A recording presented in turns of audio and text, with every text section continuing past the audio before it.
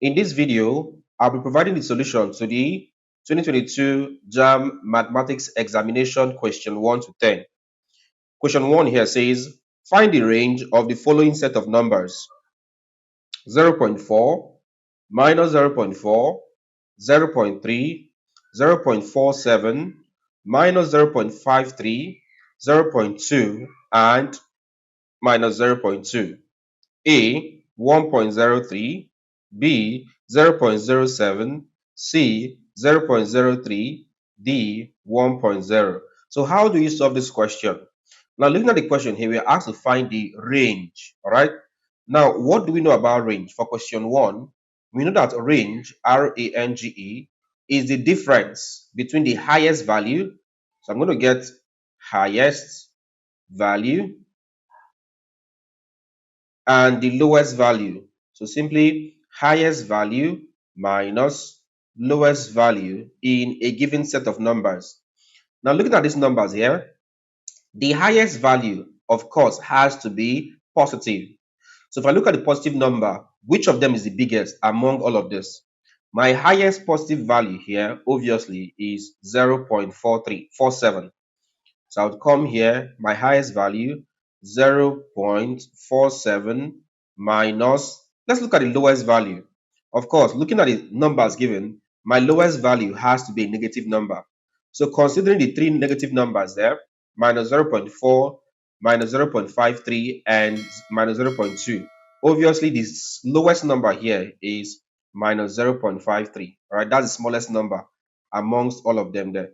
So it becomes this minus lowest value is minus 0.53.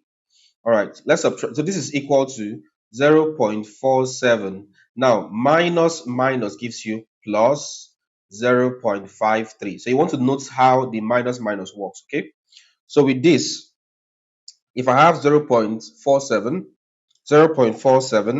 plus 0.53, if you add that up, you have your value as 1 when you do this. So the answer to this question is 1, or D, 1.0. That's your answer to the question. Question number 2 says, find the equation of a line which passes through the points 1, minus 1, and 3, 2. So how do we solve this question? For question number 2, we want to recall that equation of a line is given by, of a straight line is given by y equal to mx plus c.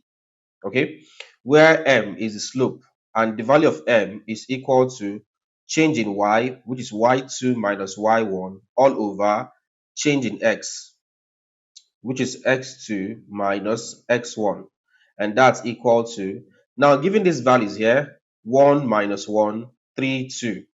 I'm given 1 minus 1, and I'm given 3, 2. This is x1, this is y1, this is x2, this is y2.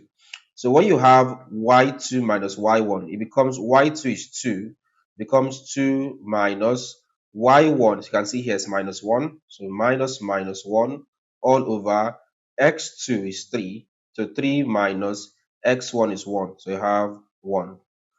Working on this, the slope, it's equal to 2 minus minus is plus. 2 plus 1, so it becomes 2 plus 1.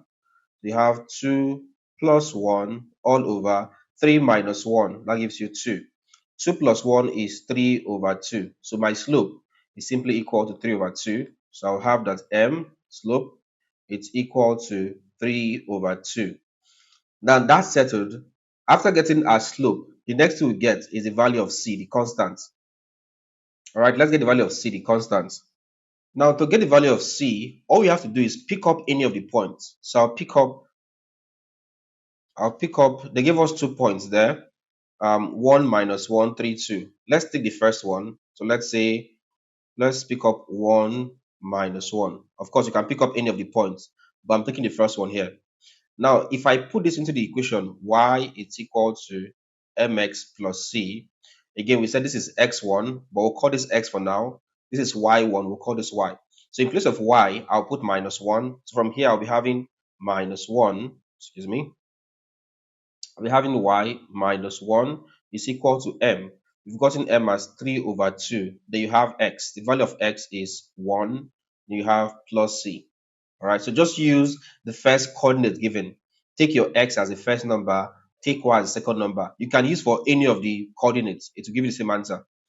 Then put the value of y as -1, x as 1, m. We got m as 3 over 2. Now solve for c. From here to get c, we have that -1 is equal to 3 over 2 times 1 is 3 over 2 plus c. Move this over here.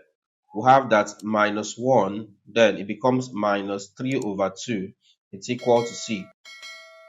So from here, what do you have? C is equal to, now solve -1 minus 3 over 2. All right, that's that is simply a fraction. You have this as -5 over 2. All right, so you take your time, solve this. -1 minus 3 over 2, you have -5 over 2. Now putting these values into the equation, y is equal to mx plus c. We have that the equation now becomes y, it's equal to m is 3 over 2, then x plus c is -5 over 2.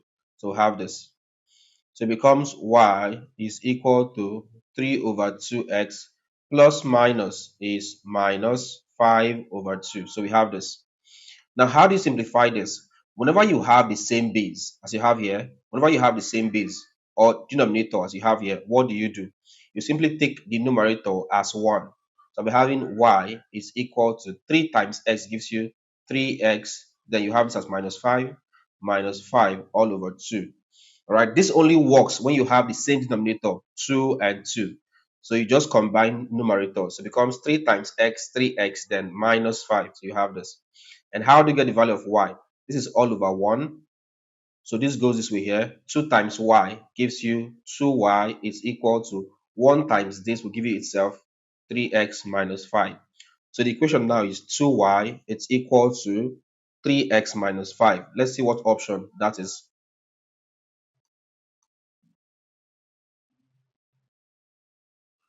Okay, they equated everything to 0. So let's equate to 0 and see what we have. So equate to 0, what do you have? You have this as 2y plus 3x comes here becomes minus 3x. Minus 5 comes here becomes plus 5 equal to 0. 2y minus 3x plus 5 equal to 0. 2y minus 3x plus 5 equal to 0. The correct option here is D.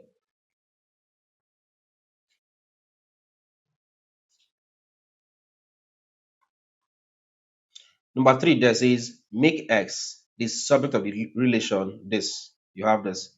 So how do we make x to be subject of the relation? We have the question there for number 3.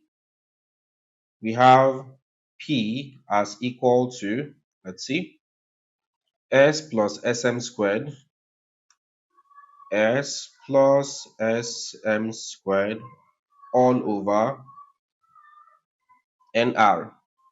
So all over nr. Let's make s to be subject of the formula. So how do we solve this? Now with this, would have that p is equal to, of course, I have to take LCM here. All right. You don't go straight to cross multiplying. No, you have to make, before you cross multiply anything, you must have something that looks like a over b. It's equal to c over d. The concept here is that this must be one fraction and this must be one fraction before you cross multiply. So in the case where you're having a plus here before a fraction, all right, you have to make all of these parts here one fraction. And to do that, you take LCM. So I'm taking LCM. This is all over 1. The LCM of NR and 1 is simply NR. My LCM is NR. NR divided by 1 gives you NR.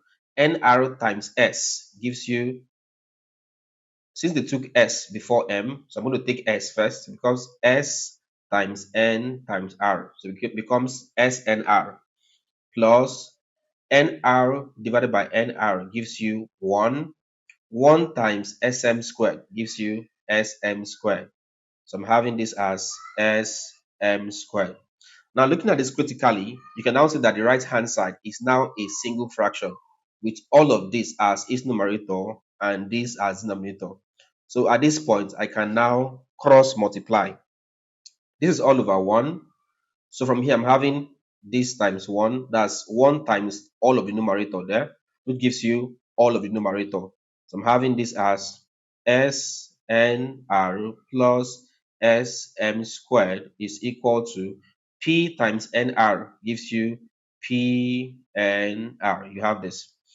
I can see S here, factorize, bring out S from here. If I take out S here, I'm having NR plus, if I take out S here, I'm having M squared. This is equal to PNR.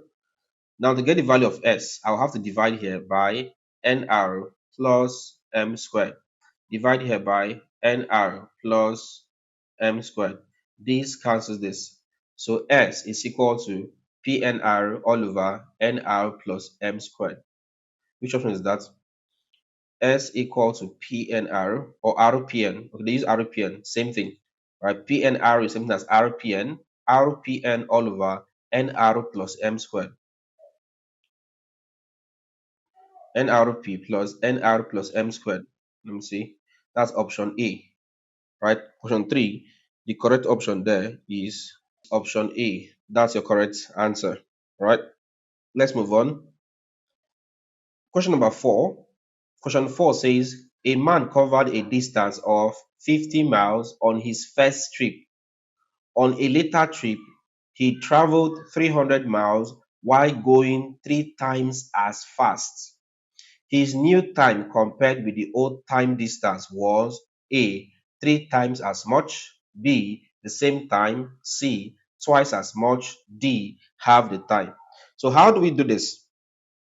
Now, first things first, said a man covered a distance of 50 miles, all right, on his first trip. On a later trip, he said he traveled 300 miles, going 3 times as fast. Question is 3 times as fast as what time? They did not give us the time. So question number 4 there. The first thing we want to do is that we say let the time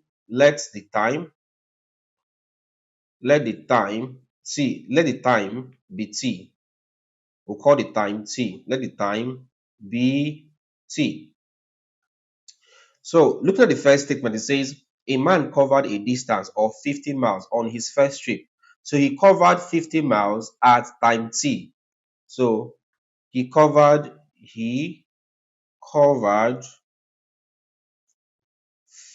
miles at t or time t, which simply means that his travel velocity v there is equal to 50 miles. Write this better. 50 miles all over t. That's what his travel velocity initially. Now next up, they said he now traveled 300 miles going at 3 times fast. 3 times fast means 3 times the value of the initial time, which is 3 times t. So at 300 miles, his velocity v is equal to, he covered this particular distance, 300 miles, going at 3t, like this. All right. Now, if you work on this now, what do you see? From here, of course, break this down to its lowest term. This is equal to 3 here is 1. 3 divided by 300 gives you 100. So 100 miles. So I'm having 100 miles all over 1 times t. That's this. 1 times t gives you t. So that means initially he was traveling at 50 miles at time t. When he covered 300 miles at 3 times the speed, he was traveling at 100 miles at the same t. So what do you observe? 100 is 2 times his initial. Look at this. So what you see here, 100 is 2 times the initial. That's 2 times of 50. So in essence, from here, the answer becomes twice as much, right? It's 2 times the initial value. So the answer there is twice as much. So that's how you solve this. Okay, question number 5. If this would be log, of course, this is not squared, obviously. This is log 3x minus 1 to base 2. It's equal to 5. Find x. So question number 5, have 5 here. You have log 3x minus 1 base 2. It's equal to 5. How do you solve this question? It's as easy as you convert from logarithm to indices. And how do you do that? It's simply the base 2 raised to the answer 5 is equal to what you have here, 3x minus 1. You have this. And how do you solve this question? First things first, 2 to the power 5 gives you 32 is equal to, from here you have 3x minus 1. I'll move the minus 1 over here, becomes plus 1. So 32 plus 1 is equal to 3x. 32 plus 1 gives you 33. It's equal to 3x. To get the value of x, I'll divide here by 3, divide here by 3. This cancels this. So I'll have that x is equal to 33 over 3 gives you 11. The value of x is 11. So let's see which option has that. That is option D. So option D, 11, is the correct answer. Next up, question number 6. Question number 6 here says this should be in. So this is actually under permutation. Question 6 here says, in how many ways can the word mathematics be arranged? Right? That's under permutation. So how do we do that? To solve this question, for question number 6, to solve this question here, all you have to do is count how many alphabets you have in mathematics. You have M, that's 1, A, that's 2, T, that's 3, H, that's 4, E, that's 5, M, that's 6, A, that's 7, T, that's 8, I, that's 9, C, that's 10, S, that's 11. So in total, you have 11 words there. Now, the total number of words becomes 11. So that becomes 11. You add a factorial. That's how you do this. All over. You come back and look how many times each letter was repeated. Starting with M, M was repeated. You have M and you have another M there. So you have two M's. So it becomes 2 factorial. Look at A. A is, you have A here. You also have a second A. So A is repeated twice. That becomes 2 factorial. Is there any other repeated number? Yep. Or alphabet? Yes, you have T. You have T and you have T. T is repeated. You have 2 times, so you have this. I think that's basically all the repeated terms. H is not repeated, E is not repeated, I is not repeated, C is not repeated, S is not repeated. So basically, this is what I have.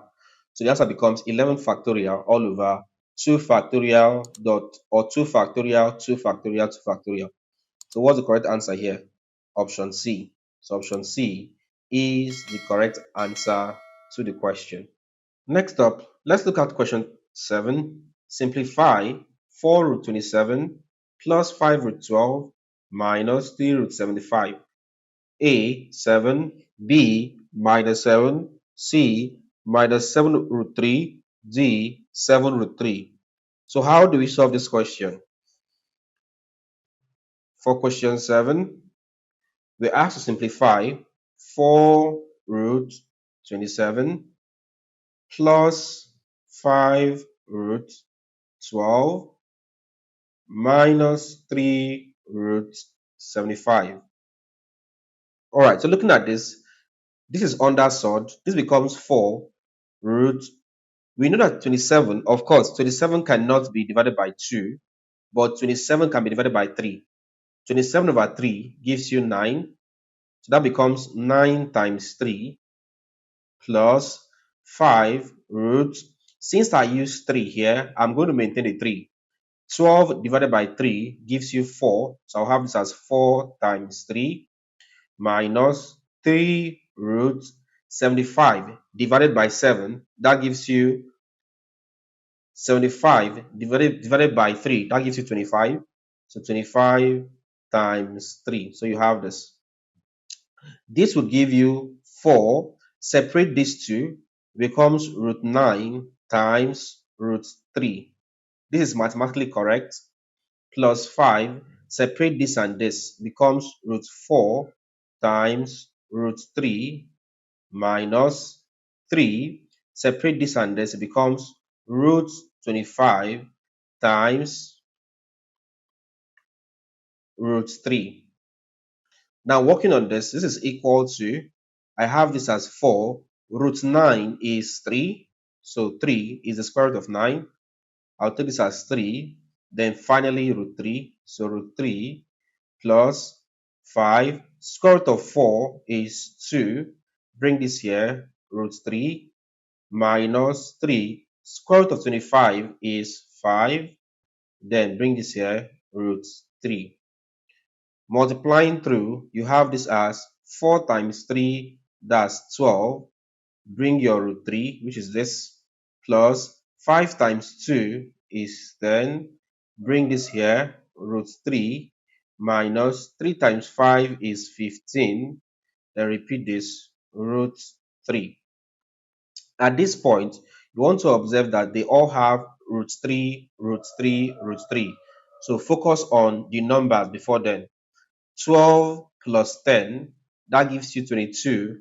22 minus 15, this one here. 22 minus 15 gives you 7. So I have this as 7 root 3. So the correct answer here is 7 root 3. So let's see which option has 7 root 3. That is option D, 7 root 3. That's your correct answer. All right. Question number 8 says, find the equation of the locus of a point P with coordinates xy such that PV is equal to PW, where V is equal to 1, 1 and y equal to 3, 5. Now, to solve this question here, we need the formula for the distance between 2 points. Now, for this question here, the first thing we want to do is to get the distance between P and V, and we'll equate it to the distance between P and W. And how do we do that? You want to recall that the distance between 2 points is given by the square root of, in bracket, x minus x1 all squared plus y minus y1, this all squared. That's your formula. So if you look at P and V, that's PV. For PV, the distance between it becomes the square root. So I'm having square root. So this square root of, for P and V, we'll take the coordinates of P, which is x, minus, for V1, what we have here is 1. So I'm taking the x coordinate of P and the x coordinate of V. So that becomes x minus 1 all squared. So I have x minus 1 squared plus, we'll take the y coordinate of P, which is y here. Then for V, the y coordinate is also 1. So having into y minus 1, this y minus 1 all squared. So this is the distance PV. Let's get the distance next of PW. Again, repeating the same concept. I'll first of all draft out the square root sign. So this square root first, square root of,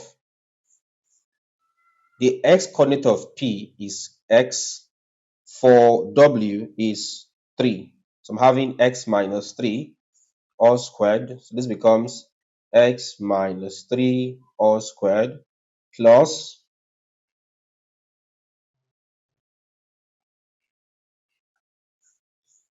the y coordinate of P is this one here, y. Meanwhile, for W, it's 5. So it becomes y minus 5 squared. This becomes y minus 5 all squared. All right, so this becomes the equation. So this is simply distance between PV is being equal to distance of PW. This is the concept. Now, at this point, looking at both sides, you can see that you have square root and square root. And for me to cancel the square root, or I could just choose to cancel out square root, since I have square root and square root at both sides. Or you can choose to say square both sides. If I square both sides, obviously it cancels the square root. So the square root will cancel the square root. So first that's square both sides such that the square root cancels square root. You're left with x minus 1, this squared, plus y minus 1, this squared is equal to x minus 3, this squared, plus y minus 5, this squared. How do you solve this question? So we have to expand this, right? So expand x minus 1. So what you have is x minus 1 multiplying x minus 1. And that will give you x squared minus 2x plus 1. So you can do your expansion, but I'm trying to save time here, all right? Plus expand y minus 1 all squared. That gives you y squared minus 2y plus 1. It's equal to expand x minus 3 squared.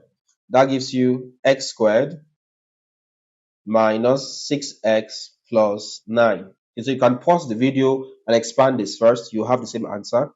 Plus, finally, expand y minus 5. That gives you y squared minus 10y plus 25. So I have 25. So that's it. All right. But let me show you the trick I'm using. So the trick is this. If I have, let's say, x minus 3 all squared, here's the trick I use. So you can apply this. The concept is that the first term becomes d squared, which is x squared. The next term becomes 2. Next term becomes 2 times this term, which is minus 3, times this first term, which is x. 2 times minus 3 gives you minus 6. Then attach x, so minus 6x. Then the last term, you have your last term here, minus 3. Just square it. Minus squared gives you plus, 3 squared gives you 9. So that's how I got x squared minus 6x plus 9. So basically, this is the shortcut I'm using to solve this question, all right? Okay, proceeding from where we stopped, let's see. Now again, if you have the same thing on both sides of the equation, they can cancel out. It is mathematically correct. So I'm saying x squared can cancel x squared here. It's correct. I'm also saying that y squared can cancel y squared here. It is correct. Do you have the same thing again? Let's see. Do we? Okay. At this point, let's take like terms, or let's take out what is left. This is minus 2x. So minus 2x plus 1 here gives you plus 2. So plus 2. And then this one here, minus 2y. It's equal to, this is this minus 6x plus 9 plus 25 is plus 34. And then this one here, minus 10y. So let's collect the like terms. All right, so writing the terms here, I'll move everything here over this way. So the first one I have this minus 2x, then you have this as plus 2, then you have this as minus 2y. Move minus 6x over here becomes plus 6x. Move plus 34 over here becomes minus 34. Move minus 10y over here becomes plus 10y. Equate everything to what there? 0. So we have this. All right, so with this, let's take the y's first, right? Y and then x. So for y, you have minus 2y plus 10y. Minus 2 plus 10 is plus 8y. So 8y. Take the x, minus 2x plus 6x. Minus 2 plus 6 is plus 4. So plus 4x. Take the constant term. Plus 2 minus 34 is minus 32. So this is equal to 0. Looking at this, we can see that 4 can divide through. So divide this by 4, divide this by 4, divide this by 4, divide through by 4. So divided by 4, divided by 4, divided by 4. 4 here, 1, 4 here, 2. So you have 2y, 4 cancels 4, you're left with plus x, 4 here, 1, 4 here, 8. So you're left with minus 8 is equal to 0. So what I have there is 2y plus x minus 8 equal to 0. 2y plus x minus 8 equal to 0. So looking at the position here, they place x before y and equal to constant. So let's reposition this. Place x first, that's plus x, and then y, that's plus 2y is equal to constant. Move minus 8 over here becomes 8. So I'm having x plus 2y equal to 8. X plus 2y equal to 8. That is option D. So you have D as the correct answer. All right. Okay. So question 9. If temperature T is directly proportional to heat H, and when T equal to 20 degrees Celsius, H equal to 50 joules, find T when H equal to 60 joules. All right. So this is under proportionality. You have that temperature T is directly proportional to what? Let's see, to heat, H. So T directly proportional to H, heat. We have this. Now from this, of course, to take off this sign here, we have T is equal to take off the proportionality sign, which is this, you put an equal to and introduce a constant H, K, of course, multiplied by H, and introduce a constant K, and of course, bring back the H, so you have H here. From here, for us to get the value of K, divide here by H, divide here by H. So this cancels this. So we can have that K is equal to T all over H. All right. What do we have there? They said when T equal to 20, H is 50. All right. So K is now equal to when T is 20, so 20 all over H is 50, so 50. This cancels this. So we can see that K is equal to 2 over 5. We have this. Okay, proceeding. It said find T when H is 60. So when H is 60, what is T? We're coming back to our equation here. We said T is equal to K times H. From the equation here, this one here, T equal to K times H. So we have to find T when H is 60. This is equal to the value of K as we have is 2 over 5 when H is 60. So H is now 60. All right. 5 here, 1. 5 here, 12. 2 times 12 gives you what there? 24. The value of T becomes 24 degrees Celsius. Let's see, we have that. Yep. That's option A, 24 degrees Celsius. That is the correct answer. All right, finally, question 10. Question 10 says, if x is equal to y over 2, evaluate this. X cubed over y cubed plus 1 over 2, all divided by 1 over 2 minus x squared all over y squared. You have your options there. A, 5 over 8. B, 5 over 2. C, 5 over 4. D, 5 over 16. So how do you solve this question? Now, to solve this question, they said x is equal to y over 2. So let's take that down. X is equal to y over 2. From here, if I cross multiply y times 1, y is equal to x times 2, 2x. So y is equal to 2x. Then you have to evaluate x cubed over y cubed. That becomes x cubed over y cubed. This y cubed, please. This plus 1 over 2. So this plus 1 over 2, all divided by 1 over 2 minus x squared over y squared. 1 over 2 minus x squared over y squared. So you have this. So how do you solve this question? First things first, I'm going to replace the value of y with 2x. So I'll be having x cubed all over y cubed becomes 2x, that's y cubed, plus 1 over 2. This is the first bracket. I'll change it to square bracket because I've already used round bracket. This divided by, also here, I'll have 1 over 2 minus x squared all over, replace y squared with 2x. So this is y all squared. You have this. All right. So how do you solve this? This gives you x cubed all over 2 cubed gives you 8. Then you have x cubed. So 8x cubed plus 1 over 2. Going back to my round bracket, divided by 1 over 2 minus x squared all over 2 squared gives you 4, x squared gives you x squared. So you have this. All right, so at this point, my next task here is to take the LCM. So at this point here, looking at this critically, you can see that x cubed will cancel x cubed to give you what there? 1.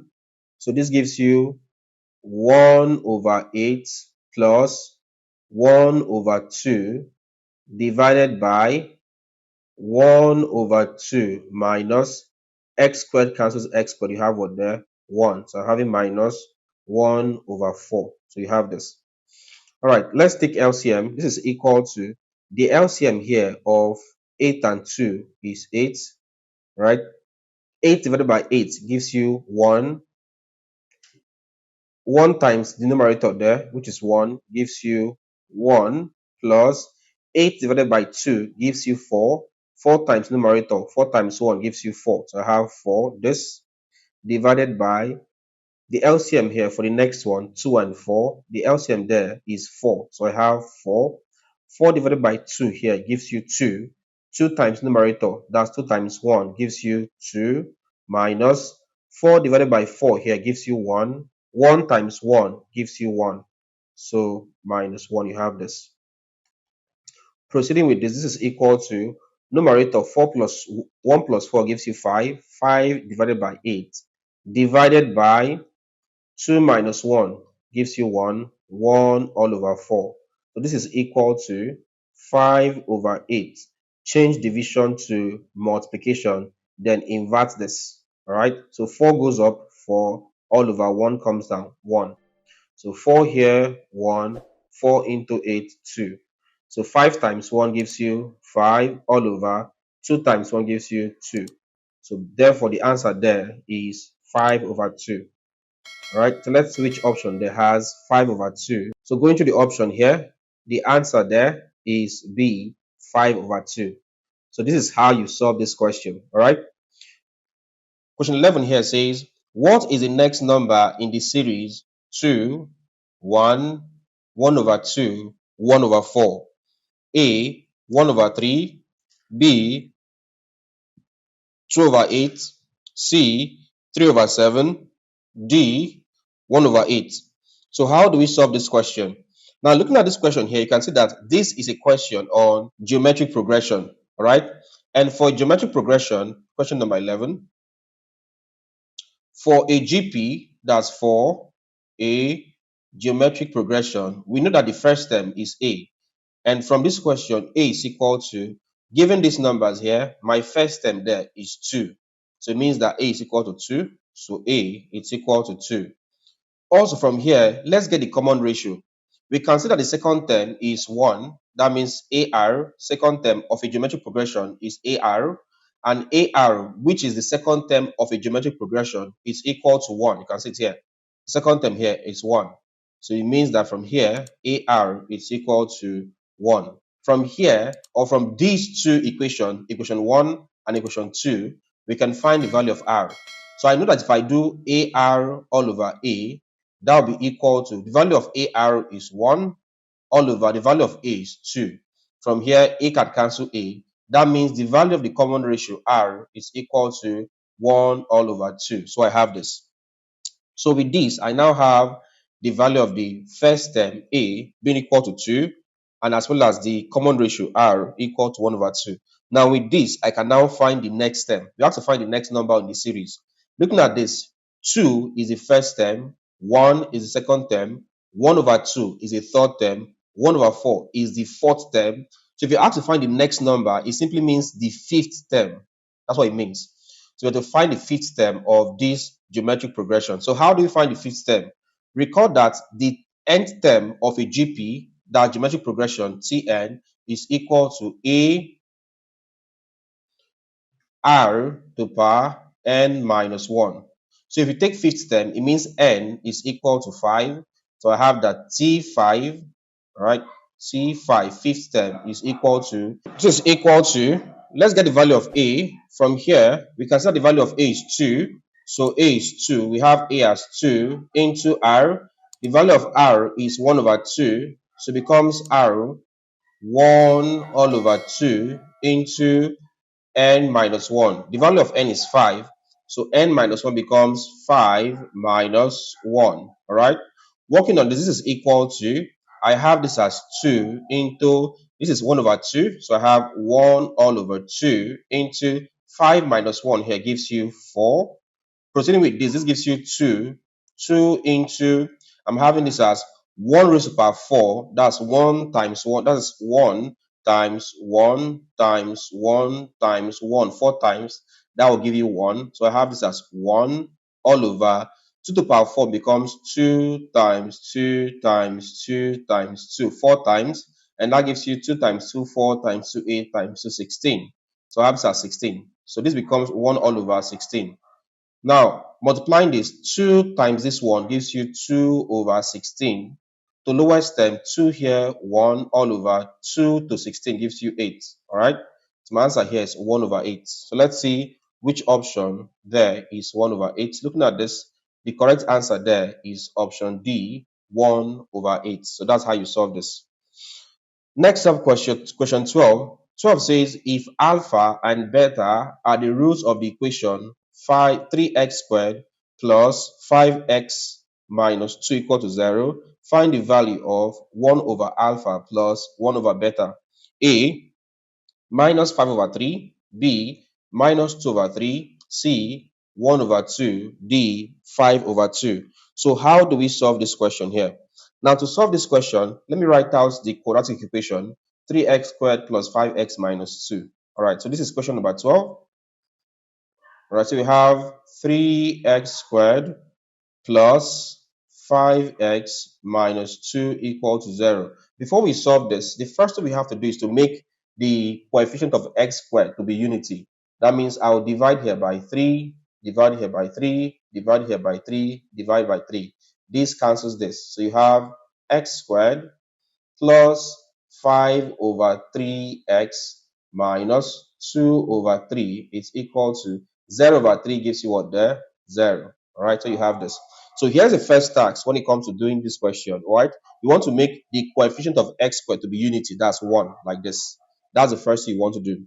Now, after this, they said we should find the value of 1 over alpha plus 1 over beta. You want to note that 1 over alpha plus 1 over beta is simply equal to solve this, I'll take the LCM of these two. Of course, the LCM of alpha plus beta is alpha beta, all right?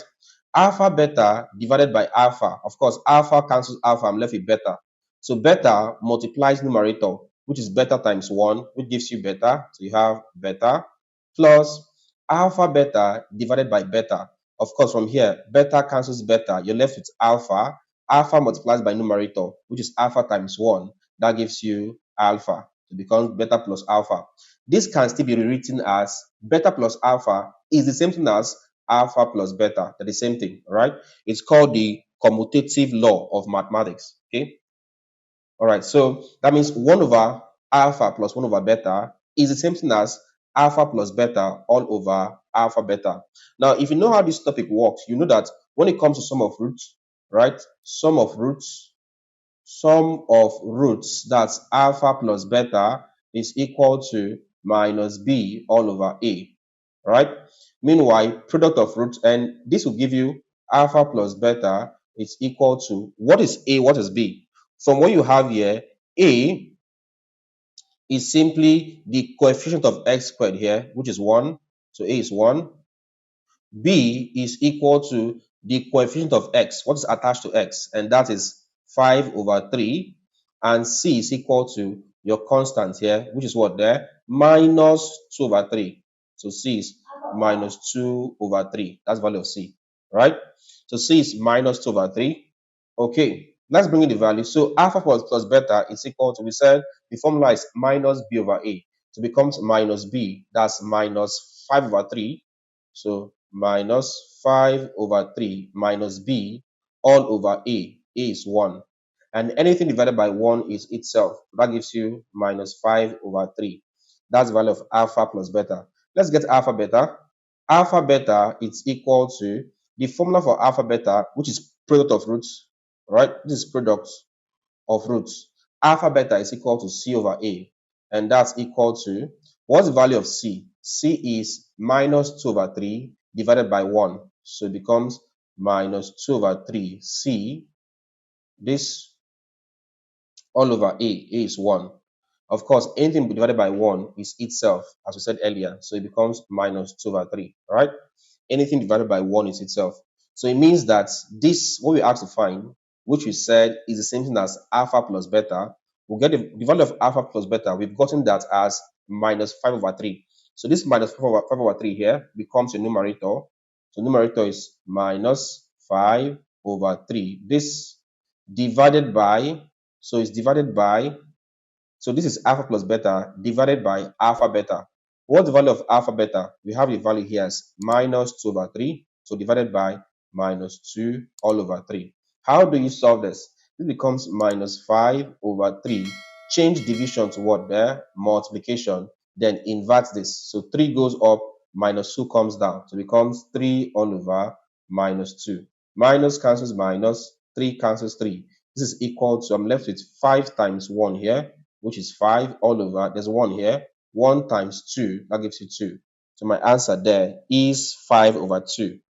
So do you have a 5 over 2 answer? Yes. So the correct answer there is option D, 5 over 2. Right? Okay. Question number 13. 13 says if 10 to the power 2y is equal to 25, then 10 to the power minus y equals, what does it equal? So let's see what we have here for 13. 13, we have 10 to the power 2y is equal to 25. We have this. Then we have to find the value of 10 to the power minus y. So how do we solve this? Now to solve this question, this will be equal to, let's try to express both of them as a square. This will be expressed as 10 to the power y, that's this all squared. You have this, all right? It's equal to 25 is 5 all squared. Of course, if you have square and square on both sides, the squares can cancel out. And this would now give you 10 to the power y. It's equal to what there? 5. We have this. Now, if you have to find the value of 10 to the power minus y, to get minus y here, if I put minus y here, that means if 10 to the power y is equal to 5, then if I put this, if I put 10 to the power minus y, this simply implies 1 all over 10 to the power y. All right, they're the same thing. So 10 to the power, to remove the minus here, just take 1 all over what you have there.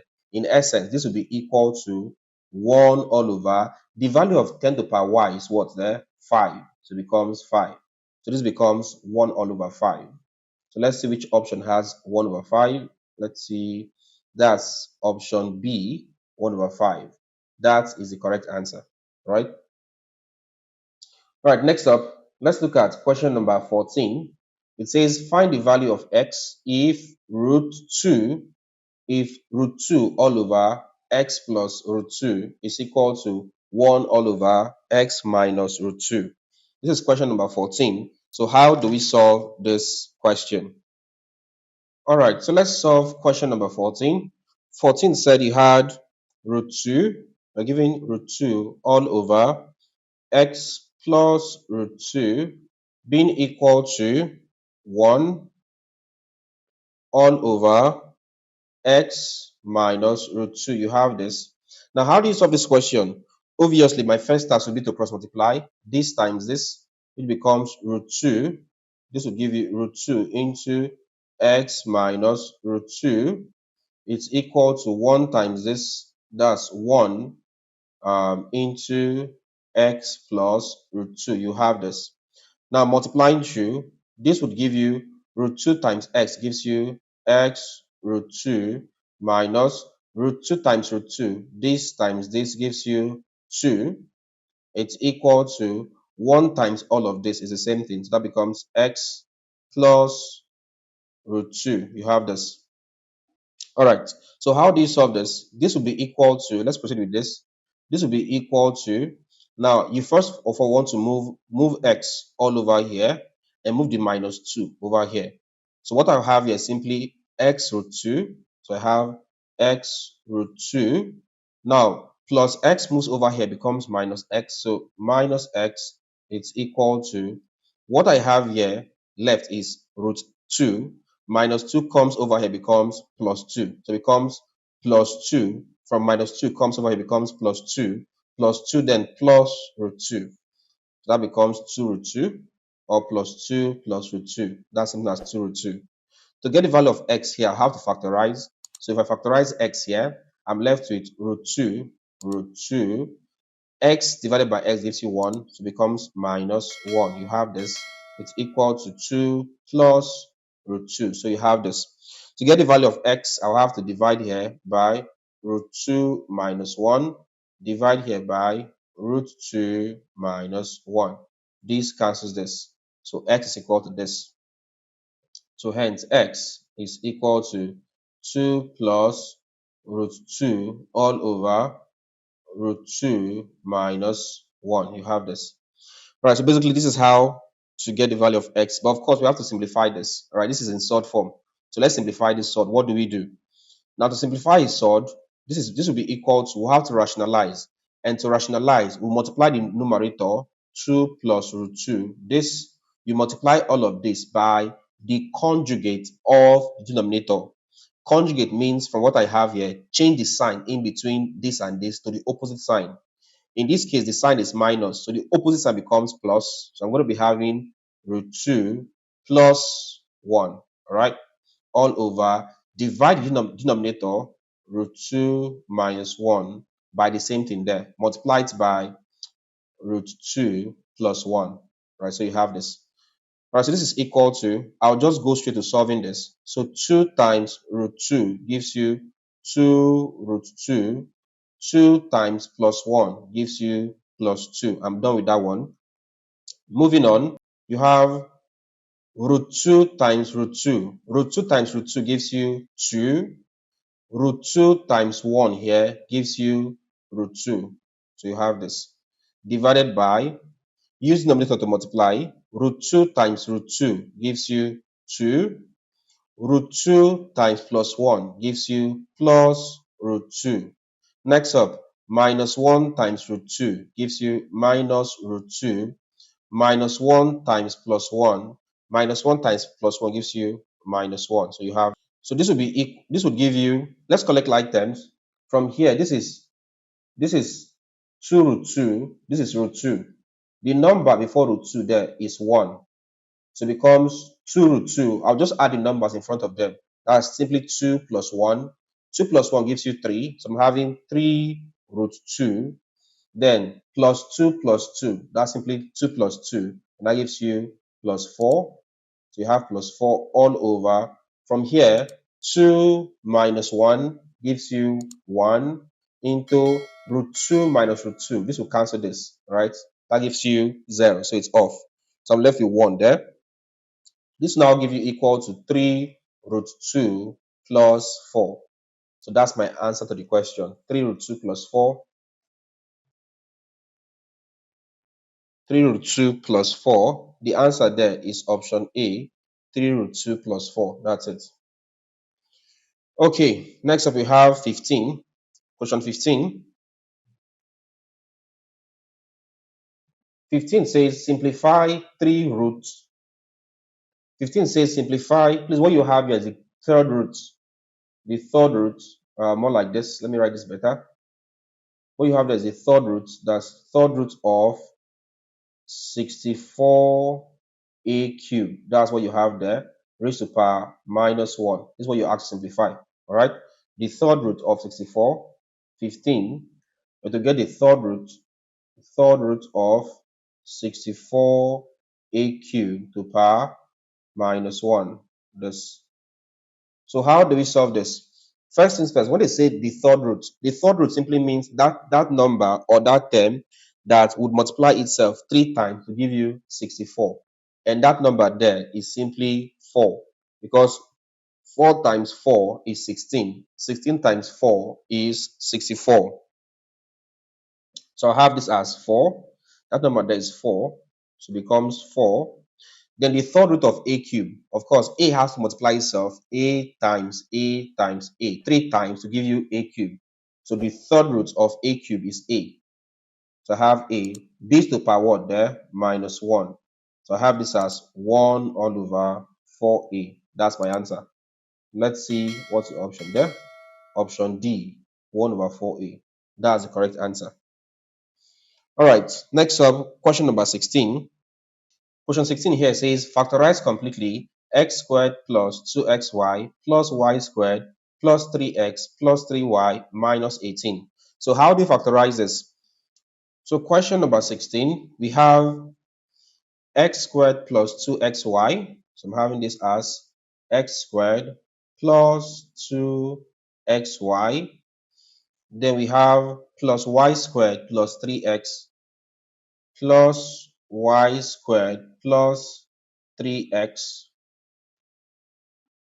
plus 3y minus 18 plus 3y then minus 18. All right, just to confirm this, x squared plus 2xy, okay, plus y squared, okay, plus 3x, okay, plus 3y, and then minus 18. All right, good.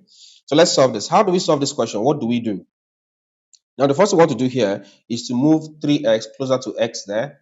So I'm having this as x squared plus 2xy. I'll bring this 3x closer.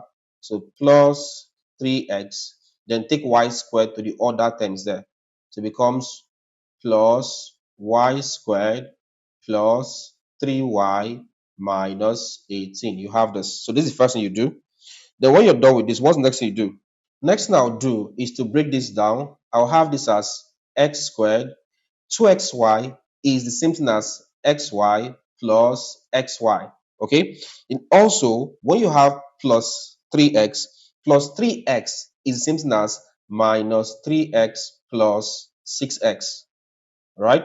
So 3x is same thing as minus 3x plus 6x. Of course, minus 3x plus 6x gives you plus 3x. So I'm just expressing this in a more complex form. So you have this. Then bring up your y squared. So plus y squared. And then here you have the value of 3y. Now in place of 3y, you put, just as you did for 3x, it becomes minus 3y plus 6y.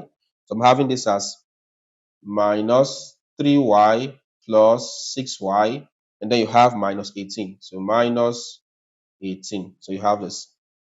All right, so you have all of this. What's next to do again here? So your next step here, I'll take x squared, right? I'll take one of this, which is plus xy. Now with this, I'll take this one here, which is minus 3x. Again, I'll take the second plus xy, so plus xy. Then take the y squared, so plus y squared, and then you take the minus 3y, so it becomes minus 3y. You have this. Then take the plus 6x, this one here, plus, so that's 6x. Next up, you're now having this one here, plus 6y, plus 6y, and then this one here, minus 18. So you have this. All right, next up, let's factorize. Let's start with the x first. Factorize x. What you have here is x squared. X squared divided by x gives you x plus, what you have here is xy. Xy divided by x, you have y. What you have here is minus 3x. Minus 3x divided by x, you're having minus 3. I'm done with that. Plus, for my next terms, I'll factorize y. Xy divided by y, you're left with x plus y squared divided by y, you're left with one of the y's. Then minus 3y divided by y, you have minus 3. You have this. Next up, you have this as plus 6 into 6x divided by 6. You're left with x plus 6y divided by 6. You're left with y minus 18 divided by 6. You're left with what there? 3. So you have this. Now, you know that when it comes to mathematics, whenever you have the same term in the bracket, x plus y minus 3, x plus y minus 3, x plus y minus 3, all you have to do is just take the terms outside the bracket, which is this x, and then this plus y, and then this plus 6. So x plus y plus 6 in one bracket. Then the brackets being repeated, take only one of it. So it becomes x plus y minus 3. So here's my answer. X plus y plus 6 into x plus y minus 3. So do we have the option there? So x plus y plus 6. Let's see. Okay, I think it looks like A. Then x plus y minus 3. Okay, so the correct answer there is option A. X plus y plus 6 this into x plus y minus 3. Yeah, so option A is the correct answer. All right, let's do question number 17. Question 17. In the diagram, MN, PQ, and RS are parallel lines. What is the value of the angle marked X? Right, from this diagram here, A, 123 degrees, B, 170 degrees, C, 117 degrees, D, 137 degrees. How do we solve this question?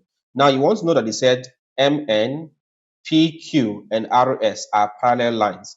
And for parallel lines, if I put a line like this for a parallel line, we know that this angle here, let me call this x, this angle here will be the same thing as the angle here, x, will also be the same thing as the angle here, x. Also, we have y will be the same thing as y and also y. Why? Because they are parallel. Also, if I choose to do this way, given that they are parallel, this angle here, let's call this A, will be same as the angle here, A, will be same as the angle here, A, right? Now, with this concept, looking at this question here, it means that the angle here, 63, will be the same thing as the angle here, 63, will be the same thing as the angle here, 63. So I have this as 63 degrees. Again, considering this figure, you want to see that from the line RS is a straight line, and therefore the total angle here from here to this point will give you 180.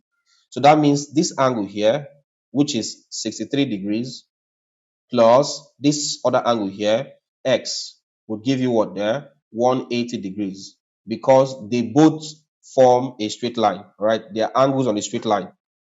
From here, x is simply 180 degrees minus 63 degrees. So x will be equal to, I'll just get my calculator real quick and I'll punch the value of 180 minus 63. And if I do that, the value gives you 117, of course, in degrees. So the answer there is C, 117 degrees. Question 18. The first term of a geometric progression is twice its common ratio.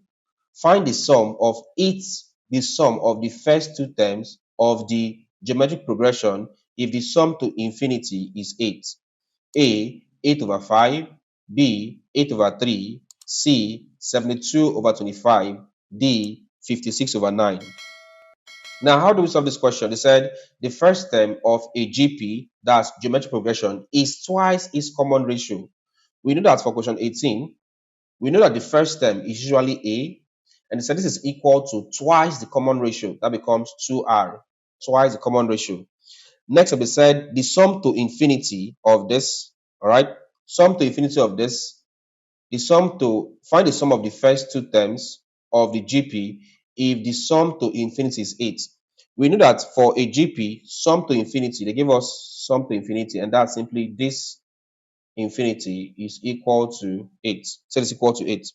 Now, note that the formula for sum to infinity is simply, let's note that sum to infinity is given by A all over 1 minus R. That's the formula for sum to infinity. And they said this value is equal to what there? 8. But we know that A is equal to 2R. So I'll replace here by 2R. So you have 2R, that's A, all over 1 minus R. 1 minus R, it's equal to what there? 8. This is all over 1. So let's cross multiply. 2R times 1 gives you 2R. Is equal to 8 times 1 over R. That's 8 into 1 minus R, please. 1 minus R. From here, you have 2R is equal to 8 times 1 is 8. Then 8 times minus R is minus 8R, right? Move minus 8R over here. We'll have this as 2R minus 8R moves over here, becomes plus 8R. This is equal to 8. 2R plus 8R is 10R. So 10R is equal to 8. So what's the value of R from here? R from here will be equal to 8 over 10. The lowest term, 2 here, 4, 2 here, 5. So R is equal to 4 over 5. That's the value of R. But in the question, we were not asked to find the value of R. No. we have to find the sum of the first two terms of the GP. The first two terms are usually A plus AR. So this is my first term, this is my second term, and this will be equal to A. Hold on, let's express A in terms of R. We said A is equal to 2R. So if you say A plus AR, A is 2R. So it becomes 2R plus, when you have A is 2R. So AR becomes 2R times R. That gives you 2R squared. All right, that's equal to, let's get 2R. 2R is simply 2 into, look at the value of R here, 4 over 5 plus 2 into R squared, 4 over 5 squared. So let's solve for this. This will be equal to 2 times 4 gives you 8 all over 5 plus 2 into 4 squared is 16 all over 5 squared is 25. Okay, proceeding with this is equal to 8 over 5 plus 2 times 16 is 32 all over 25. All right, let's take the LCM. The LCM of 5 and 25 is 25. 25 divided by 5 gives you 5. 5 times 8 here gives you 40 plus 25 divided by 25 gives you 1. 1 times numerator, 1 times 32 gives you 32. Right? If you sum this up, 40 plus 32, that gives you 72 all over 25. So I have this as 72 over 25. All right? Do you have any option like this? Or can we break this down? 72 over 25. Let's see. Yep, that's option C. Option C, 72 over 25. So that's the correct answer. Next up, question number 19. Question 19 says if 0.2 to the power x is equal to 2 and log 2 is equal to 0.3010, the value of x to the nearest tenth is A minus 0.4, B minus 0.5, C minus 0.2, D 10. So how do we solve this? I'll take this as question number 19. So 19 there says 0.2 to the power x, it's equal to 2. We are asked to find the value of x to the nearest tenth. So how do we solve that? First thing we have to do is to take log of both sides. If you take log of both sides, this becomes log 0.2 to the power x is equal to log 2. So this is equal to log 2. So we have this. What's next we do here? Of course, if I take log of this, the power here, x comes down. So I'm having x, this becomes x log 0.2. It's equal to, this becomes log 2. So I have log of 2. So you have this. Then next up here, they give us the value for log 2. So I'm having that x log 0.2 is equal to, the value for log 2 was given in the question there, 0.3010. So I put this as 0.3010. You have this. Again, you want to note that 0.2 is the same thing as 0.2 is same as 2 over 10. All right. So this becomes x into log. This becomes 2 over 10. So you have this. It's equal to 0.3010. Let's simplify further. This is x log. We know that log 2 over 10 is same as log 2 minus log 10 from the laws of logarithm, right? We know that from the laws of logarithm that if I have log a over b, this is the same thing as log of numerator a minus log of denominator b, right? So it becomes log a minus log b. That's what we did here. Log of numerator, log of 2 minus log of denominator 10. So I have this, all right? Same thing. All right, this will be equal to 0.3010. So how do you simplify further? You want to note that the value of log 10, as we know it is 1, becomes x into this log 2. Again, the value they give us as 0.3010 minus the value of log 10 is 1, so minus 1 is equal to 0.3010 x into, if I do this division there, I have 0.3010 minus 1. That's simply minus 0.699 is equal to 0.3010. Now, how do you get x? To get x, I'll divide here by minus 0.699, divide here by minus 0.699. From here, this cancels this.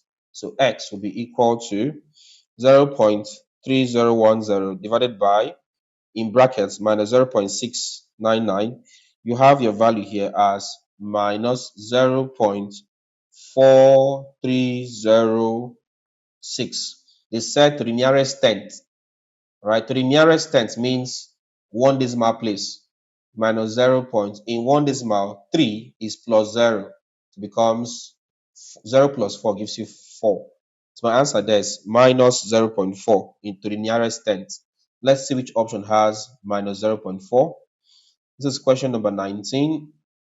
So the answer there is A, minus 0.4.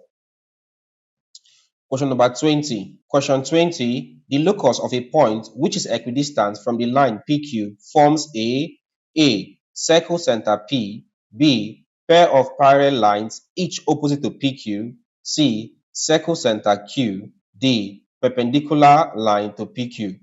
Now, how do we answer this question? You want to note that for question 20, let's say I have a line this way. I have a line here, and I'm picking this point to be the center of the circle, and I have another circle there. I'll call this first point P. So I'll draw a second circle, something that looks like this. All right, and I'll get the center as this point here, and I'll call this Q. If I join PQ like this, this forms the line PQ. Now the locus, the question there for 20 says the locus of a point which is equidistant from the line PQ forms a. If I want to get a line that is equidistant, that's equal distance from PQ, I'll have to get it somewhere around here. All right, somewhere here. It is equal enough.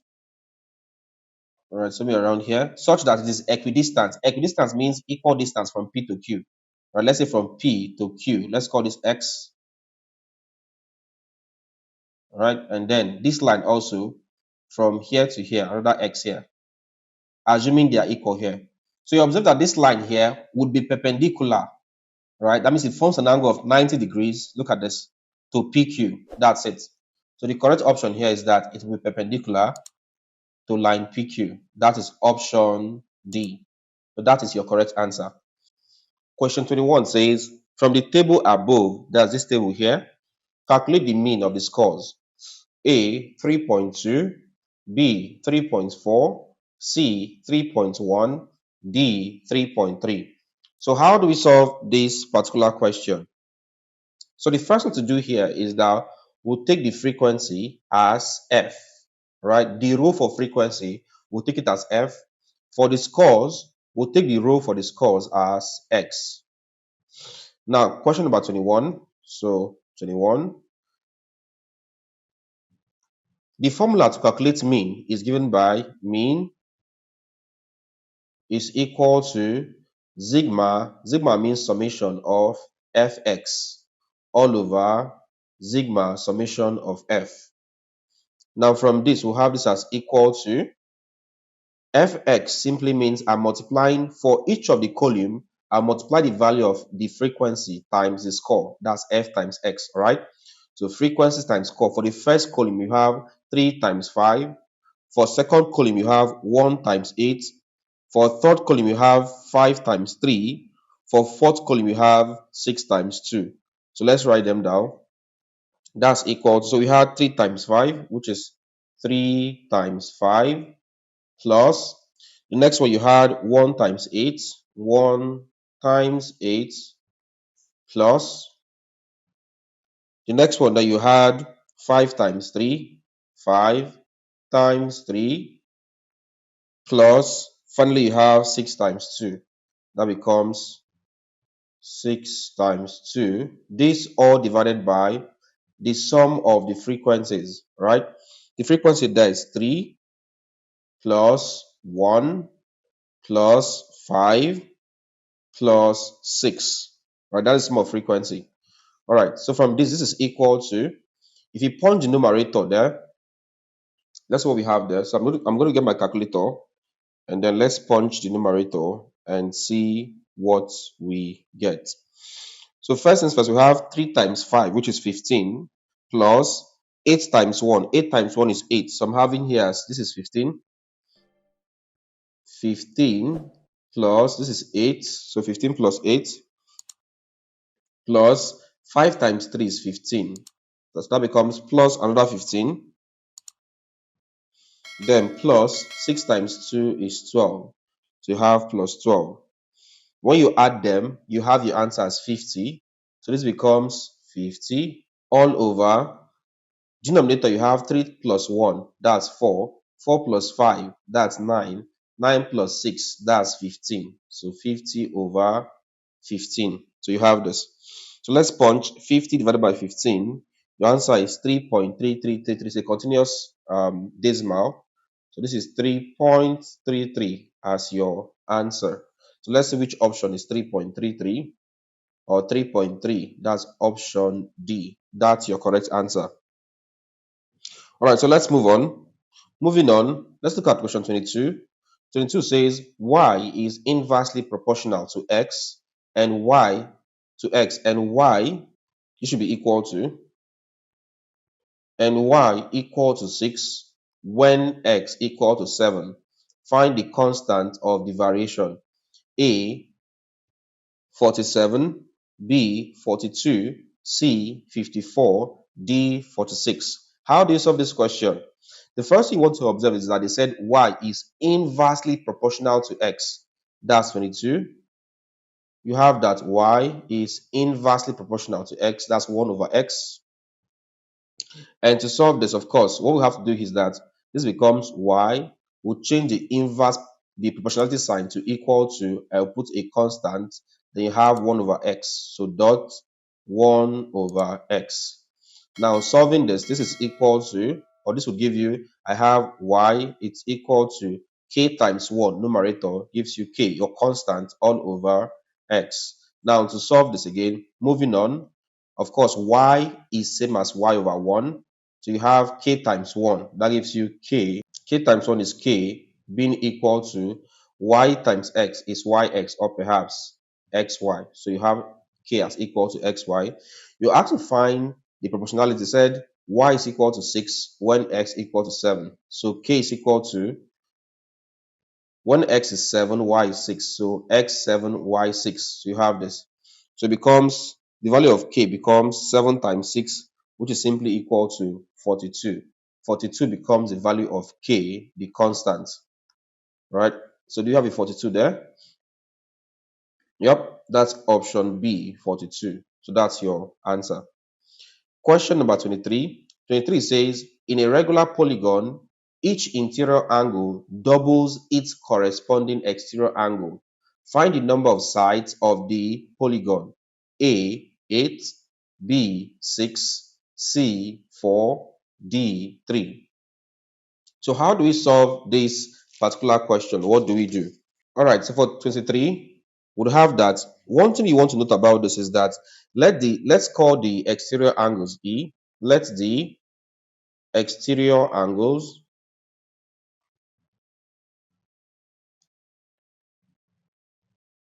be E. Now, for any polygon,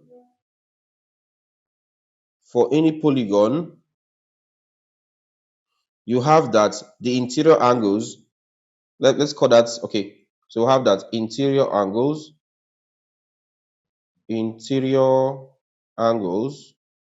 plus exterior angles. Let me use this way. Exterior angles be equal to is equal to 180. All right. In fact, let's call the interior angles. Let's call it I. Let's call it a small I. So we're having that the interior angles plus exterior angles, that small e, would be equal to what there? 180 degrees. So from here, we'll have that the interior angles is equal to 180 degrees minus exterior angle. So we have this. Now, coming back to the question said the interior angle is twice the exterior angle. Let's say this. That was question. Look at this. It says each interior angle doubles its corresponding exterior angle. That means I, the interior angle I, is 2 times the exterior angle. So we have this. Now, if this is true, let's replace the value of I by 2e here. So I becomes 2e is equal to 180 minus e. Don't forget that e means exterior angle. Simply bring e over here. You have that 2e plus e, it's equal to 180 degrees. 180 degrees. From here, 2e plus e gives you 3 times the exterior angle is equal to 180 degrees. To get the exterior angles, divide here by 3, divide here by 3. This cancels this. From here, you have that e is equal to 180 over 3 gives you what there? 60 degrees. All right, so you have the exterior angle as 60 degrees. Now again, for a regular n-sided polygon, for a regular n simply means number of sides, n-sided polygon, you want to note that the exterior angle E is equal to 360 all over n, where n is simply the number of sides, all right? N, where n is equal to the number of sides of the polygon. From here, we can get the value of n. Of course, n can go up this way and e comes down this way. It's mathematically correct. So we're saying that we can have n as equal to 360 all over e. That's equal to 360 all over. We got the value of e as 60. And if I divide this cancels this. 36 over 6 gives you 6. So that means the number of sides of the polygon is 6. So the answer to that question is 6. So let's see which option that is. That is option B, 6. So you have this. That is your correct answer. Question 24. It says a ladder 9-meter long leans against a vertical wall so that its upper end is 6.5 meters from the ground. How far is the foot of the ladder from the wall? Correct to 2 decimal places. A, 8.5 meters. B, 7.8 meters. C, 5.6 meters. D, 6.2 meters. All right.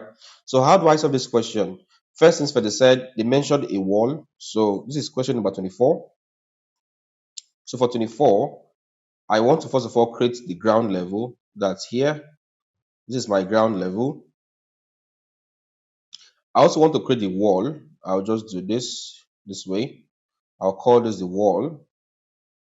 So here's my wall, right? They said a ladder 9-meter long leans against the vertical wall. All right, so I'll just come and create my ladder this way. So I'll do this. All right, so here's my ladder. Call this the ladder. What was the length of the ladder again? They said 9 meters long. So this ladder here, this distance is 9 meters. Okay. They said leans against a vertical wall so that its upper end is 6.5 meters from the ground. So distance from the ground, this is my ground, to the upper part of the ladder is about 6.5 meters. We know that this is the wall, so I'm just going to change this to 6.5 meters. 6.5 meters. So we have this. All right, so you have this distance here. Of course, to this very end here. All right. Now they said, how far is the foot of the ladder from the wall? Where is the foot of the ladder? This point here. Let's call this B. Where is the wall? Here. Let's call this C. You have to find this value, BC. We can call BC or CB. You can call this X. Let's call the distance X. Now looking at this, you can see that we have a right angle triangle. That's this. And from right angle triangle concept, you can use Pythagoras theorem, where this is obviously the hypotenuse 9. So we have that the square of the hypotenuse 9 squared is equal to the sum of the other two sides square. So it becomes x squared plus 6.5 squared. So from here, 9 squared is 81. So 81 is equal to x squared plus, let's get 6.5 squared. 6.5 squared gives you 42.25. From here, move this over to the left-hand side. You have 81. It's equal to 81. This is plus, moves over, it becomes minus. So minus 42.25. It's equal to x squared. Moving on from here, this will give you, so 81 minus 42.25. That gives you about 38.75. This is 38.75. It's equal to x squared. So you have this. Now let's get the value of x. To get the value of x, I'll take the square root of both sides. So x will now be equal to the square root of 38.75. And from there, we'll have that x is equal to the square root of 38.75. That's about 6.22 approximately. And that should be in meters. So let's see, which option do we have as 6.22? Okay, option D, 6.22. That is the correct answer to this question. Next up, question number 25. 25 says differentiate y equal to 3 cos 2x minus sine 4x. So how do you differentiate this? For 25, you're given that y is equal to 3 cos 2x, 3 cos 2x minus sine 4x, minus sine 4x. So how do you solve this question? For this question here, dy dx, that's differentiating this, it's equal to, now all you have to do is this. Note that if I differentiate cos, I'll have minus sine. So if I differentiate cos here, I'll have minus sine. Differentiate 2x, that's the term in bracket here. If I differentiate 2x, I'll have 2. You bring the 2 this way. That 2 multiplying 3 gives you 6. Don't forget you have a minus sign. So the minus go before the 6. So you're having minus 6 sine. Repeat the term in the brackets. That becomes 2x. So that's what you have there. The sign here is minus. So I have minus. Repeat the process. If I differentiate cos, I'll have minus sine. But if I differentiate sine, I would have cos. All right, so you have cos there. Again, come to the term in the bracket. Differentiate 4x, you have 4. So bring the 4 before then. So it becomes minus 4 cos. Repeat the term in the bracket. You have what there? 4x. So this becomes minus 6 sine 2x minus 4 cos 4x. Minus 6 sine 2x minus 4 cos 4x. So the answer there is C. Minus 6 sine 2x minus 4 cos 4x. All right.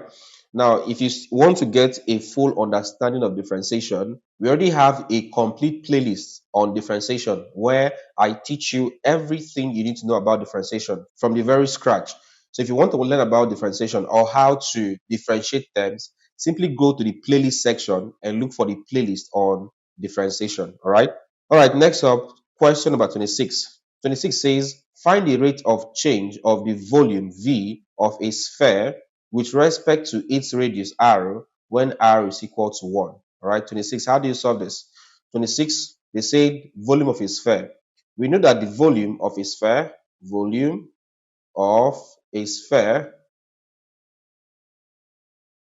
V, the formula is simply 4 over 3 pi r cube. You have this. If you ask to find the rate of change of the volume of a sphere with respect to its radius. It means I am differentiating volume V with respect to radius R. So you have that dV over dr is equal to differentiate this, all you have to do is take the number here, bring it this way. That becomes 3 times what you have here, 4 over 3 pi r. Subtract 1 from the power. 3 minus 1 gives you 2. From here, 3 can cancel 3. You're left with 4 pi r squared. So that will give you 4 pi r squared. Looking at the question, they said when r is equal to 1. At r equal to 1, or when r is equal to 1, you have that dv over dr, it's equal to 4 times pi. Where you have r squared, that becomes 1 squared. That becomes 4 times pi. 1 squared is 1. So 4 times pi times 1 gives you 4 pi. Again, this is a question on differentiation. And I said earlier, on the application of differentiation. We also have another playlist on the application of differentiation. All right, so you could go through differentiation. When done, look for the next playlist on the application of differentiation. Right, you'd learn this in details. All right, so the answer there is 4 pi, which for this question is option B. Option B is 4 pi. Let's look at the next question, 27. Question 27. In a class of 45 students, 20 offer geography, while 28 offer chemistry. How many students offer both subjects? A, 4, B, 5, C, 7, D, 6. So how do you answer this question here? It's as simple as this is a question on set and especially Venn diagram. So I'll come and draw my Venn diagram for two sets. That's this one here and then this one here. Right? This is a Venn diagram for two sets. They said, which subject and which subject? They said geography and chemistry. I'll call geography G. I'll call chemistry C. Again, from this question, they said 20 offer geography, 28 to chemistry. So geography under this 28, 20, chemistry 28. So you have this. So 20 and then 28. So you have this. How many students offer both subjects? So both is the center region here. We'll call it X. All right, so we'll have this. Now, when it comes to Venn diagrams, after this is the model diagram. After the model diagram, you draw the real diagram. How do you get the real diagram? It's simply you draw the same concept here, this and then you draw this. This is your geography. This is your chemistry. Right, this is G. Let me write this better. This is G, geography. This is C, chemistry. We call this X. So you retain the middle position X. Meanwhile, here, you subtract what you have in the middle. That becomes 20 minus X. Also here, subtract what you have in the middle. 28 minus X. That's how you do this, all right? Now, since they did not give us the number of persons that offered neither of them, we will not bother with that. For this, it becomes, you add up this. So it becomes 20 minus X plus the middle one there. So plus X plus this one here. So plus 28 minus X. You equate it to the total number of persons there, which is 45 students. So it's equal to 45.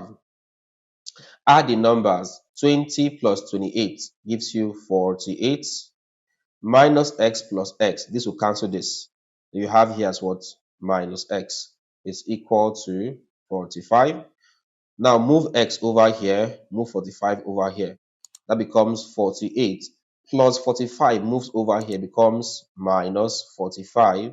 It's equal to minus X crosses equality sign, it becomes plus X.